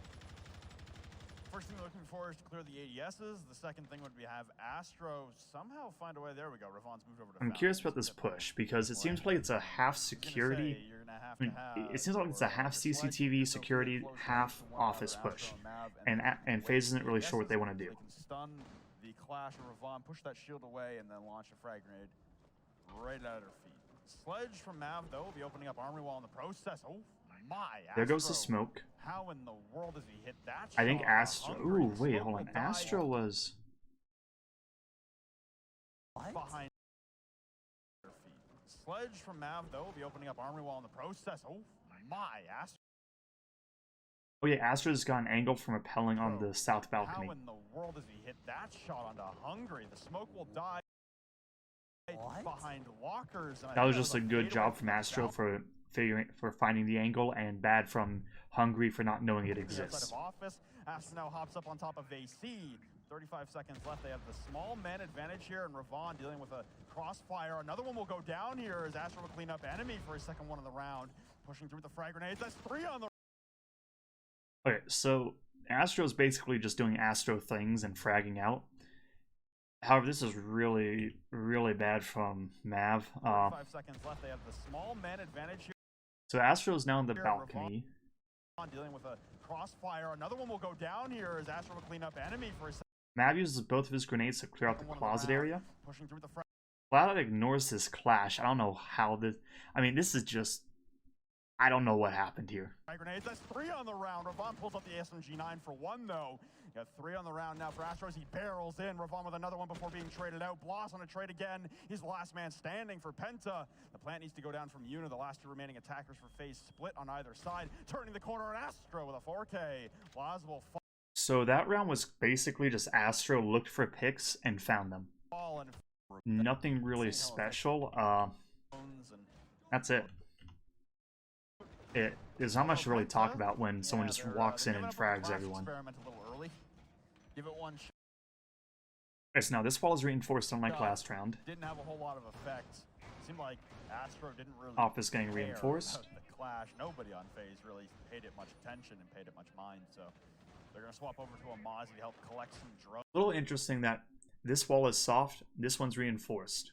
Normally it's either both or none. And although, like I said, the pre-placed drones on the rooftops right now for Faze, they're enjoying those. So I don't know how effective these claws are. There's no drones on the roof currently. We'll just go through a scan of those through Brett Faze. A deployable behind the soft sandwich wall with the ADS. Okay, this is. So one thing I find amusing is it looks like Penta is setting up for an office push, even though Faze just did a security push. And that's kind of bad in my opinion, because if you know that they're pushing one way, then you have to get ready to adapt to that. It's like the discount mirror that they were bringing earlier against Chaos, where they blow open the top with a deployable behind a wall where you would typically see a mirror. It's like a discount open mirror, essentially. Yeah, I mean, Office used to get held like that, but that was a while ago. We really haven't had a team dedicate themselves to that area because a Thatcher can handle the ADS that sits behind. I call it Taco because sandwich is obviously in armory lockers, but you can call it the sandwich of Office per se. Nonetheless, you can actually bounce a grenade through that skylight and handle anyone sitting there, especially after you are able to use an EMP to get rid of that ADS. Besides that, though, as you were saying, Mozzie still going to be in the likes of Penta, and he's definitely got probably my favorite saying inside of the game right now, which is. So one thing I like that what Yuna's doing is you have two thermite charges, and he's using the first one on here just to fuck with Penta, saying, yeah, we're maybe going over here. Better get ready for it. I do like that, because here they don't even really need one with the wall being soft. So really it's just, I do like the utility from Yuna, and for just saying, okay, we don't need this utility anymore because of their setup. So we're just going to, instead of having to worry, instead we can just use it somewhere else, and even if it may not help the push, it only helps to push a little bit, and it just kind of tricks them. It still helps, and it's better than just doing nothing. Hasn't been quite because now enemy has to worry about that. Effective against Faze with just the way that they've been using those drones, and they've been using them more offsite just to make sure that there has been no roamers. And as we've seen with Penta, with quite a few of their setups today, they really haven't been rocking that rotation. Even with the likes of enemy, that's really only been the telltale sign of if they're going to roam is enemy on Jaeger? Okay, is he? Okay, fantastic, they're going to be roaming. If not, they really haven't been showing that. Astra going for this repel once again. We'll see if Hungary falls for it twice in a row or not. Once again, halfway through the round, and Faze haven't made a whole lot of progress, but they take their free CCTV at the very least. Did spot a Mozzie drone there. I'm not sure if he knew it was one. And now Blaz on the Jaeger instead of enemy is going to get spotted by cameraman downstairs in the rotation, and cameraman is ready and waiting. Prone at the front door, and Blaz somehow has a sixth sense about this. Turning the corner, but it's cameraman who went it out on 5 HP. Able to walk away with that one cleanly. Cameraman won a gunfight. Really just good droning from Faze, and Blaz probably didn't know that IQ knew, and so he was peeking slowly at crouch level, thinking I'm going to be sneaky, and loses the gunfight. I mean, cameraman's won as a one shot right now, but that's really all it was. Around Faze, and a frag grenade. Alright, it is curious because Penta's not playing from below, so they don't really need to be taking this fight, because it's not like this is a pulse or anything, or even just Revan with a nitro cell on Mozzie. It's a Jaeger, so I'm not sure exactly what he's doing down here, that this is where they elect to throw him. Sixth sense about this. Turning the corner, but it's cameraman who went it out on 5 HP. Able to walk away with that one cleanly in an opening. Thing is, if front door, and Blaz somehow has a sixth sense about this. Turning. If Blaz had taken this standing up, he probably would have won it, because cameraman only wins this because he hits the head. So if there was different head level coming out from Blaz, he probably would have won the fight in all honesty. The corner, but it's Cameraman to win it out on 5 HP. Able to walk away with that one cleanly, and an opening pick again late into the round for Faze, and a frag grenade from Mav. So Mav bounced both of his nades off of here the first time, the last round, so it makes sense that he do it again. So it's really not good that they don't recognize that you can just bounce a grenade off the wall, have it land, and kill the smoke playing here. If they want to really play smoke here, they have to have a Jaeger ADS. And you have to have it far enough away from this wall that or really from this one, that an EMP from Thatcher can't just be thrown here, destroyed if it's like right here. Tack on, taking down Hungry. There goes your Jaeger. That's just when you have to practice and figure out what you can do. Revan peaks because 3v5, you're probably not going to win it unless you take some aggressive plays. Wins one, loses the second one. 2v4. Also now have to rotate over, and he's got sandwich window to contend with. Plant going down from Yuta inside the armory doorway, and as Sirboss turns the corner, his hands will be exposed momentarily. Beautiful shots again from Cameraman to lock. I mean, that's a hard fight to win, but it's also kind of... I mean, it is what it is at this point. I think that it's a hard fight to win. Sirboss kind of messed up when he peaked the second time since he went really slow. However, it's a 2v4, you're probably not going to win anyway. Then the next thing I'm seeing is this. Okay, so enemy with this shield. So enemy is going below as if he's trying to going to shoot up to stop the diffuser, even though one had just got planted, so doesn't change anything. But two, why not? So I'm going to assume that the Jaeger is running barbed wire. However, why not have Jaeger run the shield, enemy run the impacts? Because these goo mines, you can use them as barbed wire. I mean, barbed wire is more of a sound cue thing than anything else. So, I mean, you can. This is effectively you effectively get 7 barbed wires that do a bit of damage, and that's really what a goo mine is. So why not just bring impacts, have Jaeger bring the shield, and from... Oh, they may have actually brought 2 shields thinking about it. Hold on, I need to see something.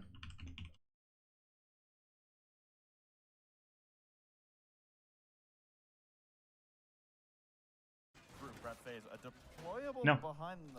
No, that is enemy shield. Enemy's shield there. Now, is there one over inside of Armory? That is the question. I'm wondering if there's one right here. I can't tell. No. Okay, at that point, just have Blast run the shield, have enemy run the impact nades.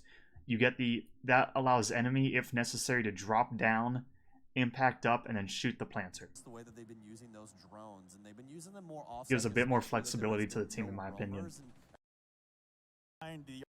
Beautiful shots again from Cameraman to lock that one out from the sandwich. Got sandwich window to contend with. Plant going down from Yuta inside the armory doorway, and as Sirboss turns the... I think this is a bit too hesitant from Sirboss.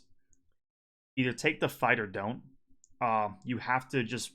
It's an all or nothing fight. You either win it or you don't, and it's one... You just have to take fights. If you lose the gunfight, you lose the gunfight.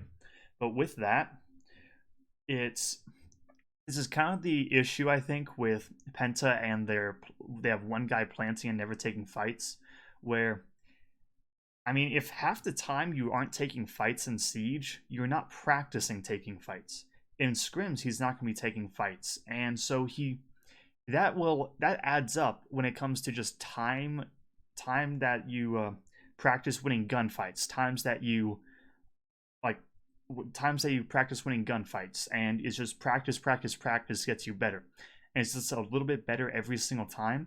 But Sirboss, because he's never taking gunfights and he's just always planting, it's going to hurt him on the defense when he has to take gunfights, because he's not a bad player, but he's not going to be as good if Cameraman is taking fights on attack and defense. So that will add up in the practice. Yeah, that's just the way it is. Then with that, yeah, so I disagree with that kind of comes back to how Penta rolls, how they have one guy planting. but I mean, it showed.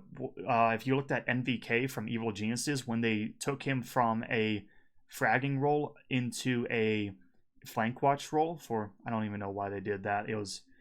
I think it was just they were trying stuff out when they still had BC on the team, and that's what they went for. So I really disagree with it, because he's a great fragger, so he shouldn't be the flank watcher. But with that, he progressively became worse throughout the season. Not really that he's getting less kills, but he's losing gunfights that he normally would have won. If you back during Continuum days, he in the Continuum versus Elevate game on Cafe, he ended up he was able to get a kill on somebody when he was a one tap by tapping his head with one bullet as he traded himself, because he went down but he killed the enemy because he just peeked. He peeked, he saw the enemy, hit the shot, was downed, but was able to do his job. And that's the gunfight level that's the gun skill he has. However, that's something that you get from just practice. And so with Sir Boss here, this hesitance is kind of caused by not having as much practice, if you don't practice taking fights and you just practice droning, well, when you have to take a fight, you're going to have issues, and it's shown here. Behind the armory half wall, Sir Boss will now have to rotate over, and he's got sandwich window to contend with.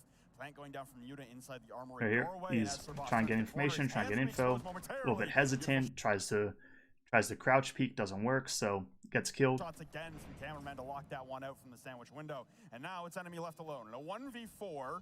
Possibly able to revive Ravon, but turning the corner, loses the gunfight once again. Yuta will get credit for his down earlier on.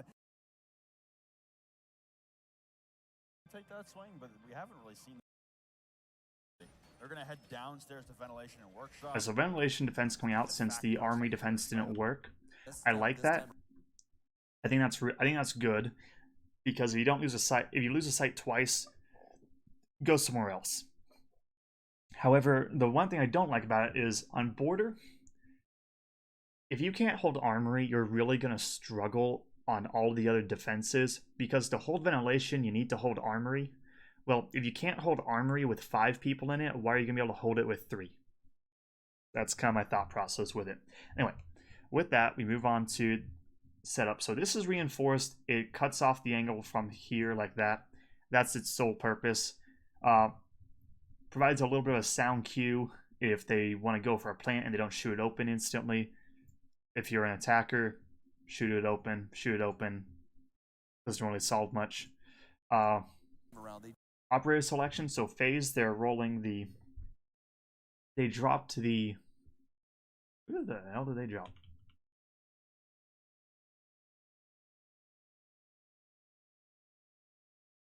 Oh no, I think this is the same lineup.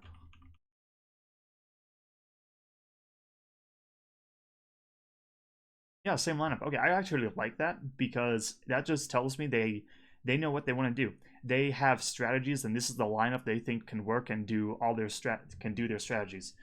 On attack, a lot of teams now are just adapting. They have one lineup, and it can work on every site, and that's what they go for. Okay, but anyway, same lineup coming from them. Penta, they're bringing Mozzie to stop the drones, combined with the Mute to help stop drones, so those two together work really effectively. Bandit, maybe to Bandit trick, probably not. At which point, Thatch is just going to get rid of them. Hungry on smoke, you need someone to open up sight lines as well as it to smoke. And then enemy on Jaeger. And one thing is, so I saw Blast was on Jaeger last time and enemy is on Jaeger this time. So I understand that people kind of like to, sometimes people like to hold like different areas differently. However, I prefer it if you kind of have a set play style, and yes, being able to adapt is good. However, if you are adapting from being the roaming Jaeger to being the anchoring Mute, those are two completely polar opposite play styles. So you're probably not going to be as effective on both of them as you are at one or the other. So I prefer if you would stick to kind of one play style where you can you can do that one play style to the best of your ability, and if that's the best job you can do, then great. Because I think that if you can do If you can play a support role at 100% effectiveness, but then you can only roam at 80% effectiveness, but then why would you be on both instead of just being on support and then having the guy who's 90% effective on roaming and 70% effective on smoke, have him be the roamer? That's kind of how I see it. But with that, I'm gonna drink water, so I gotta go pee again.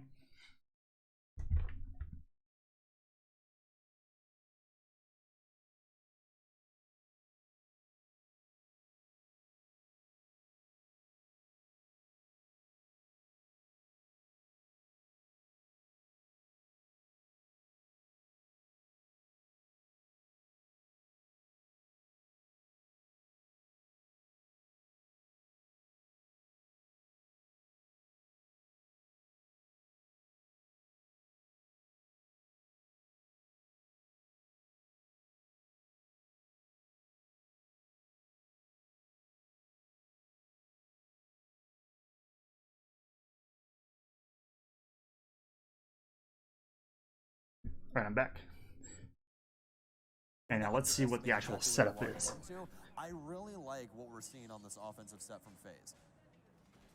Good look from them, and Penta, yeah, they're also done with the Armory Lockers and Archives experiment. Now this is interesting. The hatch is reinforced. Most of the time that's less soft, so the defenders can open it up later on in case the plant goes down here. This tells me almost that Penta is saying, Faze, you are never going to plant inside of A, you only go for B. And I really dislike that. I really do. Because if the plant goes down here and there aren't proper kill holes, then you're going to struggle because of this. And then if the bomb does go down in A, well, or even in B, then, well, can't drop this hatch, have to go down this one. Well, one hatch and one staircase. Okay, have two people watch it. There you go. Win. Yes. Experiment, at least momentarily. They're going to head downstairs to ventilation and workshop, the honestly de facto secondary site on border. Reinforcement here, nothing special. Then this is reinforced, which normally there's a rotate hole there. So I'm curious about this setup because with this reinforcement and the hatch here being reinforced are not normal things. So I don't see the reasoning for it entirely. However, we're just going to see how it goes because, I mean, the reason why this wall isn't normally reinforced is because you have to invest another 2 reinforcements. Because, okay, this is reinforced. Dang, if only I could walk 4 feet to the left. Or another 4 feet. I mean, yes, you can have kill holes set up, but you can also have kill holes set up on that.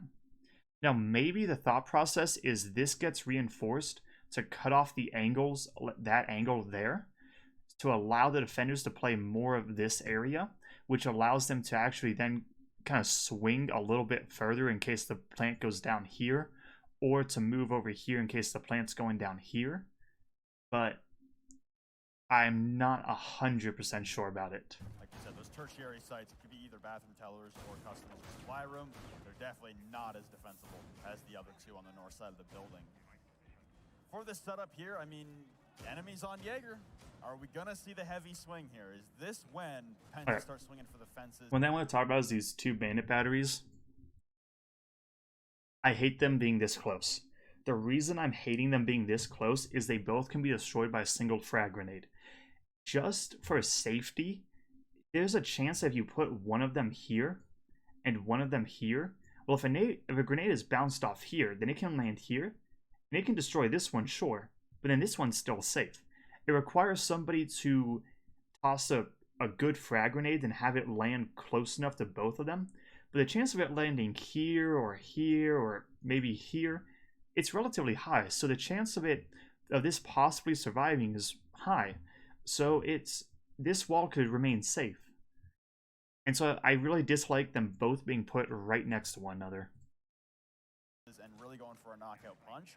Or are they still going to keep enemy on Penta? Or sorry, enemy on Penta. Yeah, they better keep enemy on Penta. They're going to keep him on Jaeger and not take that chance. Are they still going to play timid? can't blame you for coming off of that amazing best of 3 that we just had, especially. But nonetheless, as you were saying, I think the thing for Face checking everything, I don't like it. Why not just drone before you begin peeking? That's exactly what's happening. It's more or less throwing them into frenzy. That's what we've seen with Penta. Bad droning coming out, but okay. Where they're down rounds and they're extremely close to letting the Ooh, other but team can they have drone? match point. That's when you see enemy on Jaeger. That's when you see that big swing. That's when your opponent is drowning and they're just trying to grasp onto something, anything to save their life. And Faze needs to recognize that out right now. Yeesh, Revon putting a rock in a hard place, taking a lot of damage behind monitors. He's got a pinch coming, and he does have a little bit of support from the armory door, but the wide peak right beautifully by Astro. Not the peak. Revon putting a rock in a hard place, taking a lot of damage behind monitors. So Revan takes a good amount of damage, and Sir Boss comes to help. However, quick push, but gets killed because of it. I mean, the thing is, Astro is a really, really good player. He is one of the best fraggers in all of Siege, and the idea that you want to go up against him in a one-on-one gunfight when he's holding an angle is ridiculous, in my opinion. Right, beautifully by Astro, turning for two beautiful. And then the weakness of this setup, if you want to really be playing, if you want to play inside of security, you really need somebody to be playing there with you, so you aren't exposing yourself to the wall like that. But the wall is just opened up, so Revan's just staying in the middle of the open with almost no cover. Then, if you really want to be peeking the Astro here, you need a mirror window. Right here. Like, if this mirror window was here, combined with the Jaeger ADS right about there to stop any grenades from bouncing off of this wall, then that could have stopped the Jaeger and allowed for the push. I mean, allowed to help stop the push. However, I mean, really it's just Astro's holding an angle, Sir Boss peeks, free kill, and then Astro says, okay, well, they're not... Revan's was relying on Sir Boss to hold his flank. I'm just going to swing now, and gets the kill on Revan. Beautiful headshots in the span of 2 seconds. Revon and Sir Boss both collapse, and Ion tacking on for 3. Then enemy gets killed as well. That's the Jaeger. Where was enemy? By Astro turning for two beautiful headshots in the span of 2 seconds. Revon and Sir Boss both collapse,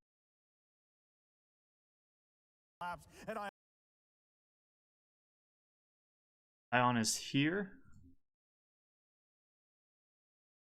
And I think, so it's either somewhere in the hallway or somewhere inside of office. I'm not sure where this Jaeger was. But, I mean, the thing is that you don't need to control office. You can control, like, you don't need to control office to stop the plant. You mainly just need to control the armory archive area. On for 3, put it in a body bag. This game's on life support. 3 in a row for Faze, and Penta's drowning.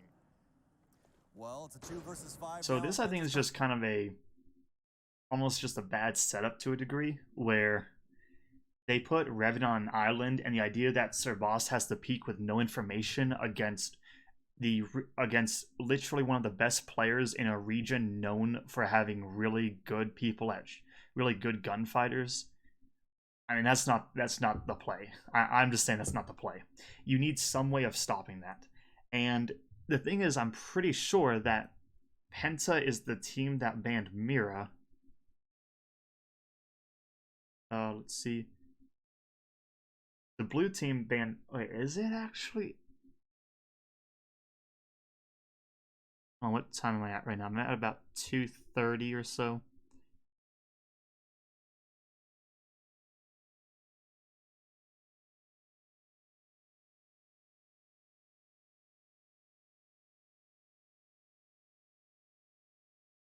As well. Okay, no, it's Faze Clan that banned Mira. Okay.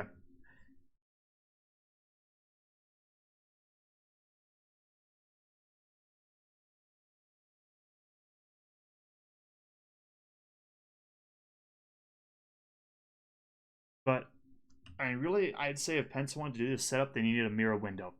They either needed a mirror window, or they needed a shield here with a pixel peak going down here to allow, with this wall being soft, to allow for them to contest Astro as he just walks here.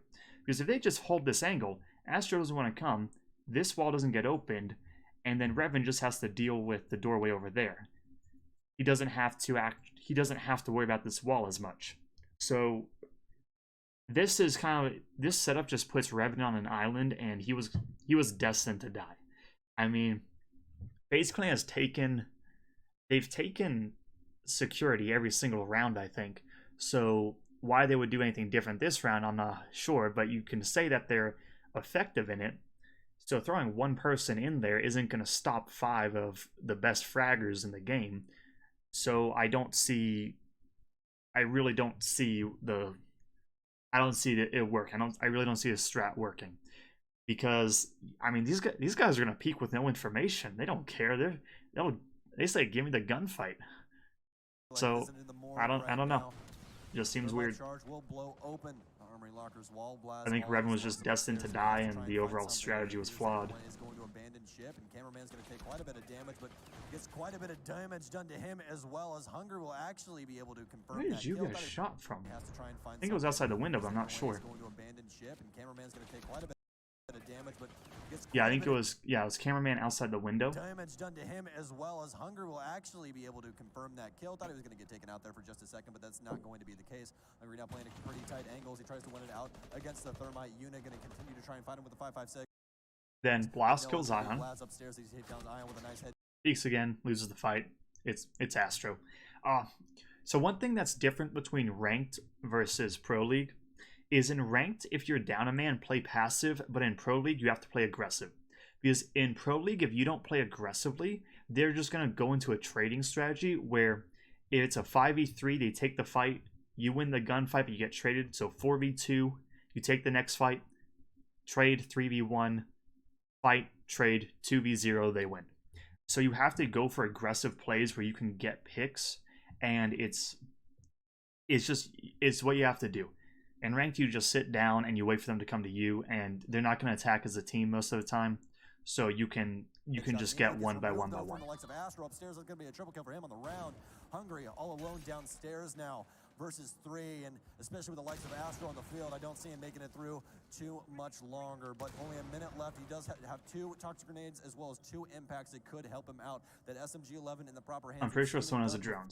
There we go. Yuna's using the drone. Good. Doable. Yuna, though, on the drone is going to be able to mark out exactly where this man's rotating. Hungry, rock, hard place. Has to decide whether to try and kill the man that's upstairs or take the heads-up gunfight horizontally. Right now, Toxic Babe going to pour in. Yuna, is he going to stick it? No, he's going to rotate and try and plant maybe in other pastures. No, Hungry is actually going to dedicate himself up metal hallway here, rotating to the bottom of metal stairs.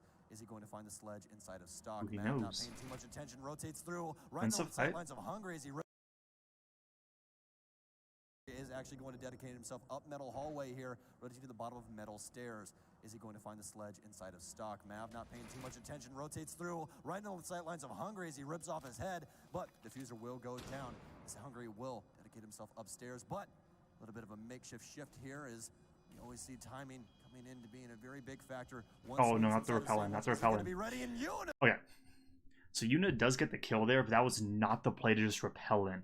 That just says, yo, I'm here. If Smoke had his shotgun out, he would have won that fight. So that is actually really lucky for Yuna that he didn't lose that. And that would have turned it from a 3v1 into a 1v1.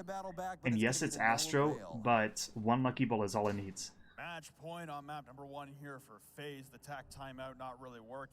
But I just want, it's really just not the best strategy in my opinion that came out. Armory defense coming out now, so we couldn't hold, you couldn't hold Armory when it was a site.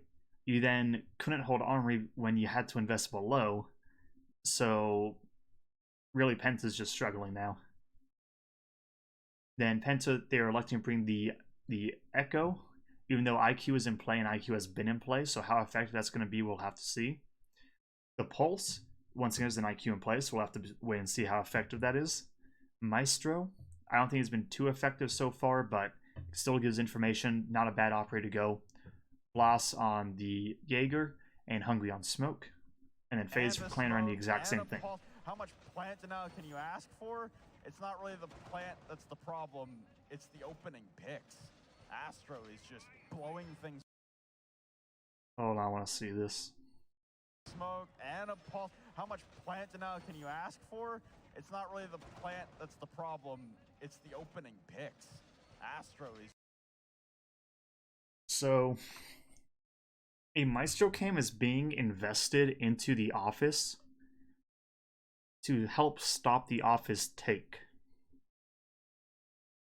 I don't think FaZe has stepped into office on their attack yet. So, this is not good from Penta. Because, yes, they could, but they haven't for the entirety of the past 3 attacking rounds, I want to say. So, why not invest both of them to stop this armory wall take? Because that's what they've been doing every single time. And yes, it's a gamble between whether or not they go from doing an armory take every single time to doing an office take, but at least then they've been doing the exact same thing. Phases and Penta's just saying, well, you've done it. All right, you've done it once, and okay, you're not gonna do it twice. Okay, you're not gonna do it 3 times. You're not gonna do it 4. You're not gonna do it 5. But really, this is the same lineup coming out from Penta. Really, the same overall setup, and it's not really adapting that much, in my opinion. There's nothing really strange that's coming out here. Nothing new that will help them win, in my opinion. For this, I believe that Astro's gonna run roughshod over the entire thing because that's exactly what he's been showing time. Shield for the pixel peak, but okay, this I hate. I absolutely hate this shield. So, remember how Smoke was playing that shield, and he got absolutely destroyed by the repelling Astro because Astro knew the angle existed to kill him? Well, that means this shield is useless. That means it shouldn't go here. That means you need to move it somewhere else and adapt. This is really bad adaptation. Looking into the future a little bit here for Cafe, because as of right now, that tells me that Penta isn't sure what to do. This poor on defense, especially on Cafe, where offense is the difficult side of things, that's not a good look. But nonetheless, we are going to be jumping into match point here, round number 10 for FaZe Clan. Could close things out 7-3 and send us to Cafe momentarily. But again, they either have to find 5 bodies or possibly get a diffuser down in time. But nonetheless, person you want to be looking out for here on this defense is going to be Ravon. If you're going to run a pulse, you want to run the entire squad around that information. Otherwise, it's practically useless besides trying to get a nitro cell off to stop a plant from underneath. Unit anticipating a jump here, but again, Penta remaining timid. He's even baiting it out with the sound cue, but no one even... Unit's done this every single round, so... Unit over inside of offices. You got 1 man playing inside of Fountain. That's a 3 armor enemy on the Echo. That ain't happening. No one's coming for the jump. Also, the IQ down below from Cameraman. That's going to be spotting the Yokais. Might also be able to spot Revon if he's using the cardiac sensor. He's just calling out that the Yokais are down here. You got 2 members downstairs with Revon and Blas. A nitro cell, but I believe he's on top of the desk. He is. It's oh, but still gets him. Okay. Ion goes down. That really shouldn't have killed Ion. And I kind of wish that Revan saved that for the actual plant. Mainly because that should not have killed Ion, in my opinion. Him being on the desk, he should have been safe, but with Siege the way it is, there are times you're going to die when you shouldn't, and I think that's one of those times for Ion. So maybe that's just one of the desks you're not actually safe on, and I wish Ion should know that. However, it's also, I mean, if you jump up on a desk, I think you're supposed to be safe. Now, that's not my opinion, that's just, I think that's the way it works for desks. So I'm curious as to why that happened this time. Now there goes the Thatcher. The elevation works out of the splash damage of the nitro cell. So even being perched up on top of the desk in the midst of droning was not enough. And Blas, perfect timing on turning the corner, but Cameraman ripped right through his comrade. Cameraman just runs in. You know, I want to see if there's any droning going on because the splash damage of the nitro cell. So not seeing any drones. Not seeing any drones. Top of the desk, he is. It's still connects. Ion goes down. There goes the Thatcher. The elevation works out of the splash damage of the nitro cell. I don't know if there are any drones. in the midst of droning was not enough, and Blas, perfect timing on turning the corner, but Cameraman ripped right through his comrade downstairs, and the duo unable Bad to timing trade for Blas. He goes away from the angle right as Cameraman runs in. Revan dies because of it. Blas loses track of Cameraman inside of customs as he shoots the default and hits the deck underneath the desk.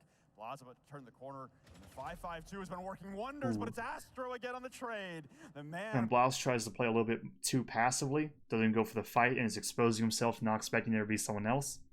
And Faze just says, yeah, we know where he is. Astro rotates around, gets the kill. Things open once again A good call from him. And a breach charge Now, doing it in reverse order, blowing now attention 4v3. from the inside out. But now all you've got left is your plant denial. You've lost your cardiac sense. You've lost your nitro cell.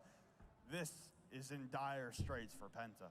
Even when you can't see him, he's still there to help out. And again, there are 3 plant denial operators in play, so let's see how this works. Or kite away, depending on what kind of games you watch, away from that gunfight. And it really helped out the situation. He was able to stave off time. 1 echo, 2 echoes. Oh, nope. Okay. So the echo pick was useless because they didn't know how to save the echoes. I think the only, there's some places you can put it. There's not many, but I mean, this was not the. These were not the spots. I mean, Faze has run an IQ every single round, so this Echo should be aware that there's an IQ and that he can't just put his drones anywhere. And I almost want to say these things are just on the floor. Because I don't think these things are on the ceiling. I think they're literally just on the floor. Whereas Blast tried to follow it up, tried to chase him down, and that allowed enough. I think they're on the floor behind bunker, right about here. So it would just go up, hit, go down. Up, shoot, down. Time for Astro to come down and assist his comrade. But now that's really just that's a wasted Echo pick in my opinion. I mean, he didn't use his gadget for anything, and he threw them on the ground and said, well, I hope they're not running an IQ like they have for the past 3 rounds. They won't do it for a 4th. Well, you had 2 Yokais and you lost 2 Yokais. The IQ down below, and the drones now assessing the. During that time, Hungry was exposing himself to the sandwich window, I think. And Hungry can't hit a shot right now onto the drone. Unfortunately, as we'll continue to gather intel, and Astro still blowing things open. Now, 30 seconds. So this smoke can be very dangerous. However, the Maestro gets killed. Not sure if he takes the fight or if he just walks in and dies. Now onto the drone. Unfortunately, as we'll continue to gather intel, and Astro still blowing things open from AC. Servos will fall. A wide peek from Hungry works out for him. An enemy will enemy kills Astro, so winnable now. 2v2 becomes a 1v2. Misses some shots. Ooh, is that a 1v1? From AC, Servos will fall. A wide peek from Hungry works out for him. An enemy will. I want to see whether or not Yuna kills enemy. Oh yes, okay, that was a 1v1 at the end. Now, because Yuna and Cameraman peeked at the same time, Yuna was refragged, but that was still a good try.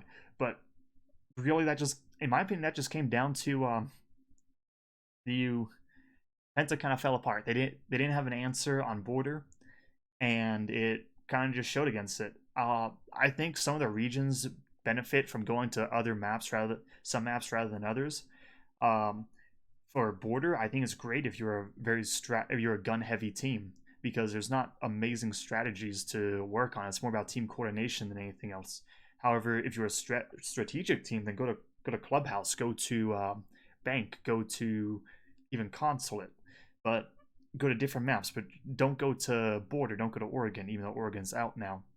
But I think Penta lost this in the map phase because they really didn't have any setups for the defense that could throw Faze off. Faze just ran in there, won gunfights, and it was a pretty dominant victory.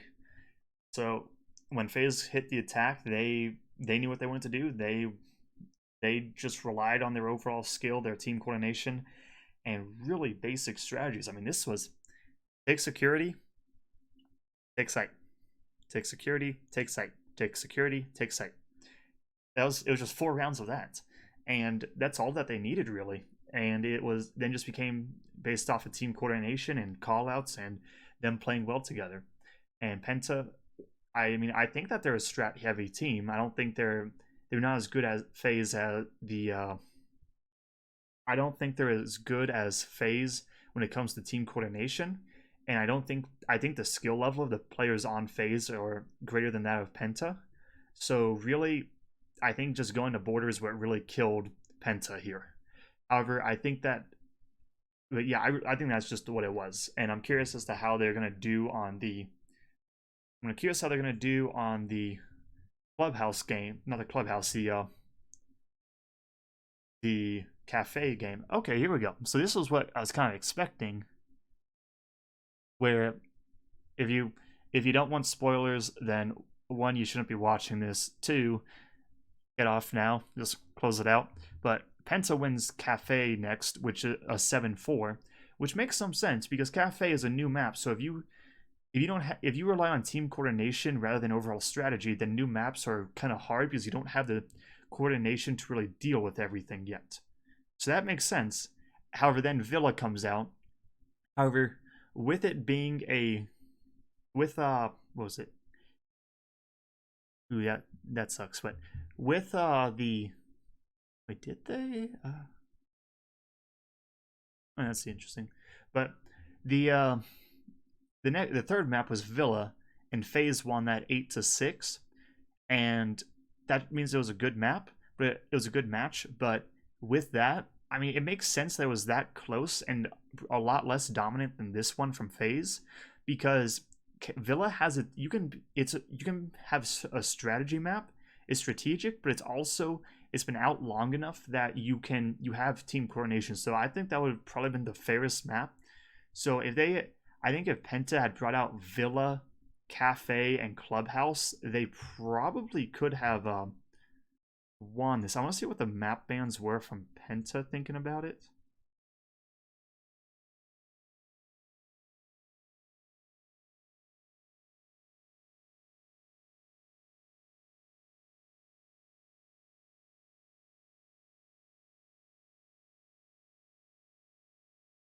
Here we go. Okay, so bans from FaZe were Coastline and Bank. Coastline just isn't liked too much. I mean, it's it's Coastline. It's really just an awkward map in my opinion, and I think it should be switched out with something else. Then Bank, which I think Bank is a really strategy heavy map. However, I think that FaZe was pretty good on it, so I find it a little strange that they banned it. At least that's what I remembered from them. And Consulate, Clubhouse are banned from Penta. In all honesty, I think if Penta had banned Border instead of Consulate or Clubhouse, they would have stood a much better chance if they could play something like Consulate, Clubhouse, Cafe, and then Villa. I think that this Border pick is what really killed them. But anyway, still a good game. Lost 2-1. And ooh. The TSM versus the stream looking for org now game looks good since it's all of these games actually look really close, so that's actually pretty good. Oh, anyway, with that, I hope you learned something. I hope you mainly learned that for Border, you take security and you can win basically. I mean, really, it's kind of annoying seeing a lot of players go and just go try and do their own thing, when really just take security, then go take site works a lot of the time. Anyway, hope you enjoyed this. Have any questions, let me know. And with that, I'm going to end it.